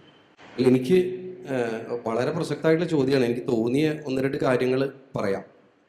പണ്ട് ഈ തൃശ്ശൂർ മുനിസിപ്പൽ സ്റ്റാൻഡിൻ്റെ അവിടെ ഞാൻ പറഞ്ഞു കേട്ടതാണ്, 70കളിലൊക്കെ, ഒരുപക്ഷെ ഇവിടെയുള്ള ഷേട്ടിനെ പോലുള്ളവർക്ക് അറിയായിരിക്കും, അന്നൊരു സിനിമയിലെ പാട്ട് എന്നോട് എനിക്ക് തോന്നുന്നു ഇപ്പം നമ്മളോടൊപ്പം ഇല്ലാത്ത സംഗീതാസ്വാദകനായിട്ടുള്ള വെങ്കിടി മാഷ് പറഞ്ഞൊരു കഥയാണ്. ഈ സിനിമ പാട്ട് കേൾക്കാൻ വേണ്ടിയിട്ട് അന്ന് സിനിമയിൽ ഒരു പാട്ട് ഇറങ്ങിക്കഴിഞ്ഞാൽ അത് കേൾക്കാൻ വേണ്ടിയിട്ട് ഓരോ ക്ലബ്ബുകൾ അല്ലെങ്കിൽ സ്കൂൾ വിദ്യാർത്ഥികൾ, ജോലിക്കാർ ഒക്കെ വന്ന് നിൽക്കും. അവിടെ ഒരു പാട്ട് പ്ലേ ചെയ്യും. ഈ പാട്ട് പ്ലേ ചെയ്യുന്ന സമയത്ത് ആ പാട്ട് ട്യൂണ് പഠിക്കുന്ന ആളുകൾ ഉണ്ടാവും, അവർ ഈണം പഠിക്കും. വരി എഴുതിയെടുക്കാൻ പറ്റുന്നവര്, പണ്ട് കുഞ്ഞുകുട്ടൻ തമ്പുരാന്റെ ഒക്കെ കളരിയിൽ ഉണ്ടായിരുന്ന പോലെ ഓരോന്നിനും ഓരോ സ്കില്ലായിട്ടുള്ള ആളുകൾ വരി എഴുതിയെടുക്കാൻ പറ്റുന്നവർ വരി എഴുതിയെടുക്കും. ഇത് ചേർത്ത് വെച്ച് പാടി നോക്കിയിട്ട് പിന്നെ അവരത് അപ്പുറത്തും അപ്പുറത്തും പകർന്ന് കൊടുക്കുകയാണ്. അപ്പൊ ഈ പാട്ടിനെ കാത്തിരിക്കുകയും അത് ഹൃദയത്തിൽ സ്വീകരിക്കുകയും ചെയ്യുന്ന ഒരു കാലമുണ്ടായിരുന്നു. അത് അങ്ങനെ കൊടുക്കുക, അതിനു വേണ്ടി ഒരു പാട്ട് വരാൻ കാത്തിരിക്കുക, അത് പഠിക്കുക, കഷ്ടപ്പെടുക, അങ്ങനെ കാത്തിരിക്കുകയാണ്. അപ്പോ അത് വിട്ടിട്ട് ഇന്ന് മലയാളത്തില് ഒരാഴ്ചയിൽ 4 സിനിമ വെച്ച് ഇറങ്ങുന്നുണ്ടെങ്കിൽ ഈ സിനിമയിലൊക്കെ 3 പാട്ടുകളുണ്ട്. ഈ 3 പാട്ടുകളൊക്കെ യൂട്യൂബിൽ അവൈലബിൾ ആണെങ്കിൽ ഒരു 4 ആഴ്ച 12, 48 കഴിഞ്ഞ ഒരു 2 വർഷം മുമ്പ് മലയാള സിനിമയിൽ തന്നെ 600 പാട്ട് ഇറങ്ങി എന്നാണ് പറയുന്നത്, ഡബ്ബ് കൂട്ടാതെ. അപ്പോൾ ഡബ്ബ് കൂട്ടാതെ 600 പാട്ട് ഇറങ്ങുന്നുണ്ടെങ്കിൽ ആവറേജ് മലയാള സിനിമാ പാട്ട് തന്നെ ഒരു ദിവസം 2 എണ്ണം ഇറങ്ങും. അത് കഴിഞ്ഞ് പിന്നെ വേറെ അന്യഭാഷയിലുള്ള പാട്ടുകൾ, ഈ പറയുന്ന കൊറിയൻ പാട്ടുകൾ, വേറെ ഇന്ത്യയിലെ തന്നെ അന്യഭാഷ പാട്ടുകൾ. ഇന്നത്തെ നമ്മുടെയൊക്കെ 3 വയസ്സും 4 വയസ്സായ കുട്ടികൾക്ക് യൂട്യൂബ് നോക്കിക്കഴിഞ്ഞാൽ ഇങ്ങനെ സ്ക്രോൾ ചെയ്ത് കഴിഞ്ഞാൽ കിട്ടാവുന്നേ ഉള്ളൂ ഈ പാട്ടുകളൊക്കെ. അപ്പൊ ഇന്ന് ഇത് ജനകീയ പാട്ടുകളിനപ്പുറം ഇതൊരു വിപണിയുടെ കൂടി ഭാഗമായതുകൊണ്ട് അപ്പോൾ ഈ ആളുകൾക്ക് മറ്റേ പാട്ട് അത്രയും വ്യൂസ് വേണം, കാഴ്ചയാണ് വേണ്ടത്. പാട്ട് കണ്ടോ എന്ന് ചോദിക്കുന്ന കാലത്ത് കാഴ്ചയാണ് വേണ്ടത്. അപ്പൊ വ്യൂസ് അത്രയും കൂടണം, അപ്പോഴേ ഈ പാട്ട് വിജയിക്കും. അവരുടെ പ്രമോഷൻ അത് അതിൻ്റെ ഒരു ഘടനയാണ്, അതിൻ്റെ പ്രമോഷന്റെ ഭാഗമായിട്ട്. അങ്ങനെ ചെയ്യുമ്പോൾ ഇപ്പോൾ പാട്ടുകളുടെ അവസ്ഥ എന്ന് പറഞ്ഞാൽ ഈ ബെസ്റ്റ് സോങ്ങിൽ നിന്ന് ഹിറ്റ് സോങ് വരുമ്പോൾ ചെറിയൊരു വ്യത്യാസം ഉണ്ടെന്ന് എനിക്ക് തോന്നുന്നു. പാട്ടുകളൊക്കെ ഇങ്ങനെ ഈ കാഴ്ചക്കാരൻ്റെ മുമ്പിൽ ഇങ്ങനെ നിരന്ന് നിൽക്കുകയാണ്, 100 പാട്ടുകൾ. എന്നെയും കേൾക്കൂ, എന്നെയും കേൾക്കൂ, എന്നെയും കേൾക്കൂ, എന്നെയും കേൾക്കൂ എന്ന് പറഞ്ഞിട്ട്. അപ്പൊ നമ്മൾ വിളിച്ച് നിലവിളിച്ചാലും കേൾക്കില്ല, കേൾക്കലാണ് ആവശ്യം, അതാണല്ലോ വ്യൂ. അപ്പൊ ഇയാൾ നോക്കുന്നില്ല, എന്നെ നോക്കുന്നില്ല, അപ്പൊ തെറി പറയും. അപ്പൊ നമ്മൾ ഈ പല്ലവിയുടെ തുടക്കത്തിൽ തെറി പറഞ്ഞാൽ എന്നാൽ കുറച്ച് കേൾക്കുമെങ്കിൽ അതാവാം എന്ന് പറയും. അവസാനം ഈ തെറി പറഞ്ഞിട്ടും കേൾക്കുന്നില്ലെങ്കിൽ നമ്മുടെ മുമ്പിൽ നടക്കുന്ന ഒരാളെ നോക്കുക, ഒറ്റ വഴിയുള്ളൂ, അയാൾ മോന്തയ്ക്ക് അടുത്തേക്ക് വരുമ്പോൾ ഒറ്റ അടി അടിക്കുക. അടി എന്ന് പറഞ്ഞ വാക്കിന് ഹിറ്റ് എന്ന് പറഞ്ഞ ഒരു അർത്ഥമുണ്ട്. ഈ ബെസ്റ്റ് സോങ്ങിൽ നിന്ന് ഹിറ്റ് സോങ്ങിലേക്കുള്ള മാറ്റം എന്ന് പറഞ്ഞ് ഇതാണ് തോന്നുന്നത്. എങ്ങനെയെങ്കിലും കേൾപ്പിക്കുക എന്നുള്ളതാണ്. ആ അവസ്ഥ തീർച്ചയായിട്ടും പാട്ടുകളിൽ എല്ലാ രീതിയിലുള്ള അപജയങ്ങളും ഉണ്ടാക്കിയിട്ടുണ്ട്. നേരത്തെ പറഞ്ഞ പോലെ തരംഗിണിയിലെ പാട്ടുകൾ എന്ന് പറഞ്ഞു കഴിഞ്ഞാൽ ഇന്ന് നിങ്ങൾ എവിടെയെങ്കിലും ഒരു 9 പാട്ടുകളുടെ 10 പാട്ടുകളുടെ CD എവിടെയെങ്കിലും കണ്ടിട്ടുണ്ടോ? ഈ ഓഡിയോ ലോഞ്ച് എന്ന് പറഞ്ഞിട്ട് സിനിമയുടെ ഓഡിയോ ലോഞ്ചുകൾ ഇപ്പം നടക്കുന്നുണ്ട്. എന്നിട്ട് ഒരു വട്ടത്തിലുള്ള ഒരു CD ഉണ്ടാക്കും കാർഡ്ബോർഡ് കൊണ്ട്. ഇതേ ആകെ ഇന്ന് CD എന്ന് പറഞ്ഞിട്ട് ഒരു പ്രതീകമായിട്ട് ഈ ഓഡിയോ ലോഞ്ചിന് കാണിക്കുന്ന ഈ വട്ടം മാത്രമേ ഉള്ളൂ. എവിടെയും CD ഇല്ല, കാസറ്റ് ഇല്ല. യൂട്യൂബിലാണെങ്കിൽ ഓരോ പാട്ട് വരുന്നുണ്ട്. ഈ യൂട്യൂബ് പ്രൊമോട്ട് ചെയ്യണമെങ്കിൽ ഇപ്പോഴത്തെ അവസ്ഥയിൽ ആൾക്കാരിലേക്ക് എത്തിക്കണമെങ്കിൽ അതിനും പൈസ കൊടുക്കണം എന്നുള്ള ഒരു അവസ്ഥയിലാണ്. അപ്പൊ അതുകൊണ്ട് അതും ഞാൻ പറഞ്ഞ അത് മുഴുവൻ കാരണം എന്നല്ല, ഈ ഒരു വാണിജ്യത്തിന്റെ ഘടകം കൂടി അത്തരം ലളിതഗാനങ്ങൾ ഉണ്ടാവാൻ, സ്വതന്ത്ര പാട്ടുകൾ ഉണ്ടാവാൻ ഒരു തടസ്സം ഉണ്ടായിട്ടുണ്ടെന്നാണ് തോന്നുന്നത്. മറ്റൊക്കെ പണ്ട് ഒരു CD വരുമ്പോഴേക്കും വാങ്ങിക്കാനും കൊണ്ടുപോകാനും ആൾക്കാരുണ്ടായിരുന്നു. ഇത് യൂട്യൂബിൽ വന്ന് ഞാൻ പിന്നെ കേൾക്കാമെന്ന് വിചാരിക്കും. ചിലർ കേൾക്കില്ല, റെക്കമെൻഡേഷൻ വരും. നമുക്ക് എത്ര യൂട്യൂബ് റെക്കമെൻഡേഷൻ വരുന്നുണ്ട്, നമ്മൾ ഏതൊക്കെ കേൾക്കുന്നുണ്ടായിരിക്കും. അപ്പോൾ അത്തരത്തിലുള്ള ഒരു ഘടകങ്ങളും ഇത് ഉണ്ടാക്കാൻ എന്തായാലും പണം ആവശ്യമാണല്ലോ.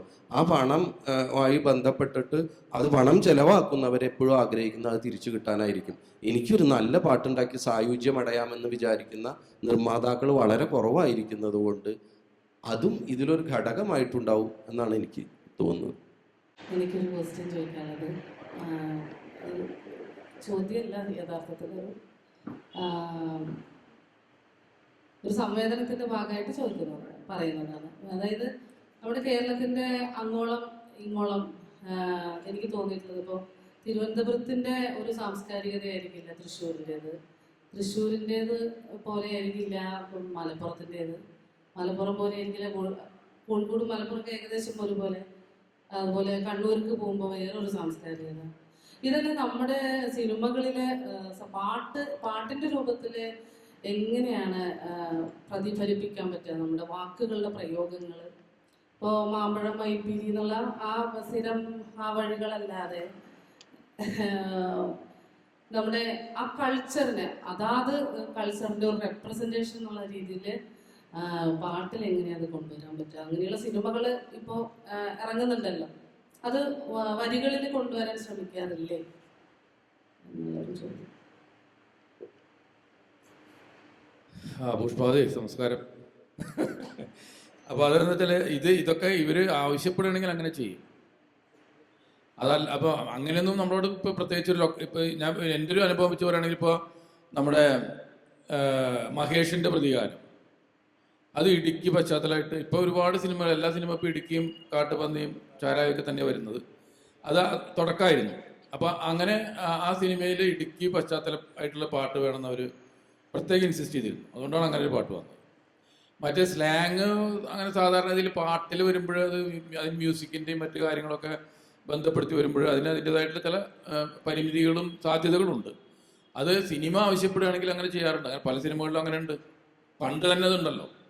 പണ്ട് തന്നെ ഭാസ്കരൻ മാഷൊക്കെ എത്ര പാട്ടുകൾ അങ്ങനെ എഴുതിയിട്ടുണ്ട്. ഇത് സ്ലാങ്ങിന്റെ മാത്രമല്ല, അവരുപയോഗിക്കുന്ന പദങ്ങളുടെ ഒക്കെ വ്യത്യസ്തത എനിക്ക് തോന്നിയിട്ടുണ്ട്. അപ്പോൾ അതൊക്കെ സിനിമയില് കുറച്ചുകൂടെ ബോധപൂർവം അങ്ങനെ ഉപയോഗിക്കാവുന്നതല്ലേ? കാരണം നമ്മൾ കേട്ട് ശീലിച്ചിട്ടുള്ള പദപ്രയോഗങ്ങളൊക്കെ തന്നെ വേറൊരു വരേണ്യതയുടെ സ്വഭാവം ഉണ്ടെന്ന് എനിക്ക് തോന്നിയിട്ടുണ്ട്. അതുകൊണ്ടാണ് ഇങ്ങനെ ചോദിച്ചത്. പിന്നെ മറ്റൊരു ചോദ്യം, അത് ചന്ദ്രേട്ടൻ്റെ അടുത്താണ്. ഞാൻ ചന്ദ്രേട്ടൻ്റെ പാട്ട് പാടിയിട്ടുണ്ടല്ലോ, കുറെ 2-4 പാട്ട് പാടിയിട്ടുണ്ടെന്നാണ് എൻ്റെ ഓർമ്മ. അതില് തെന്തിനം തെന്തിനം താരോ എന്നുള്ള പാട്ടില്ലേ, അത് ഇതുപോലെ ഏനുണ്ടോടി അമ്പളിച്ചന്തം പോലെ ചേട്ടന്റെ ശബ്ദത്തില് ഞാൻ പാടിയ ആ ഗാനം കൂടെ കേൾക്കണം എന്ന് എനിക്കൊരു ആഗ്രഹം. അതും കൂടെ ഒന്ന് ഈ ചോദ്യത്തിൻ്റെ ഉള്ളിൽ ഉൾപ്പെടുത്തുക.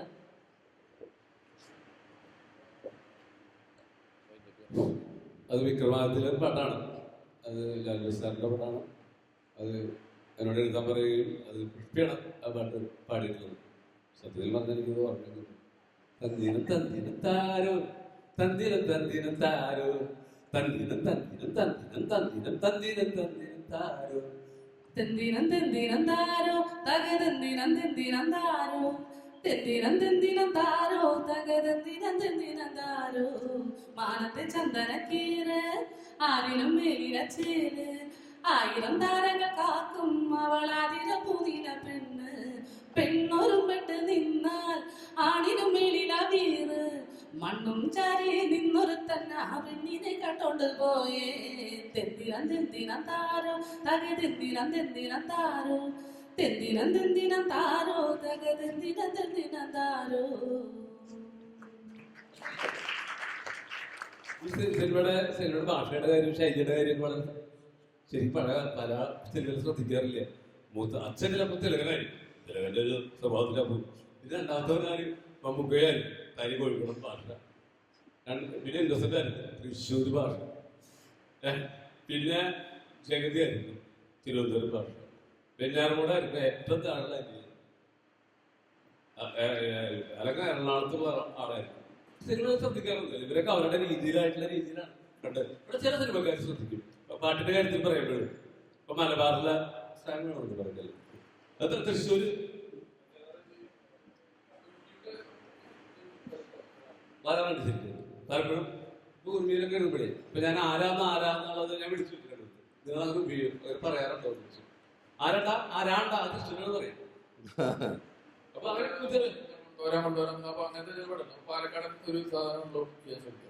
അല്ല, അതുപോലെ തന്നെ വളരെ എനിക്ക് ഈ അടുത്ത കാലത്ത് ഇറങ്ങിയതിൽ വളരെ അത്തരത്തിൽ ഇപ്പോൾ പുഷ്പതി ചേച്ചി പറഞ്ഞ പോലത്തെ ഒരു പ്രത്യേക ഭാഷ ഉൾക്കൊണ്ടുകൊണ്ട് അത് എത്ര ആളുകൾ കേട്ടിട്ടുണ്ടെന്നറിയില്ല. എനിക്ക് വളരെ ഇഷ്ടപ്പെട്ട ഒരു പാട്ടാണ് ഈ ഗ്രേറ്റ് ഇന്ത്യൻ കിച്ചണിൽ മൃദുലാദേവി എഴുതിയ ഒരു പാട്ടുണ്ട്, ഒരു കുടം പാര് എന്ന് പറയുന്നത്. അത് കൃത്യമായിട്ട് നമ്മൾ ഈ ഉദ്ദേശിക്കുന്ന അങ്ങനെയുള്ള ഒരു സമൂഹത്തിൻ്റെ, അല്ലെങ്കിൽ നമ്മൾ ഒരിക്കലും നമ്മൾ നിത്യമായിട്ട് ഇപ്പോൾ ഈ ചേച്ചി പറഞ്ഞ പോലെ മയിൽപ്പീലിയും മാമ്പഴമൊന്നും അല്ലാത്ത ആ ഒരു ഡിക്ഷൻ കൃത്യമായിട്ട് ദീക്ഷിച്ചുകൊണ്ടുള്ള ഒരു പാട്ടാണ് മൃദുലാദേവിയുടെ ഗ്രേറ്റ് ഇന്ത്യൻ കിച്ചണിലെ പാട്ട്.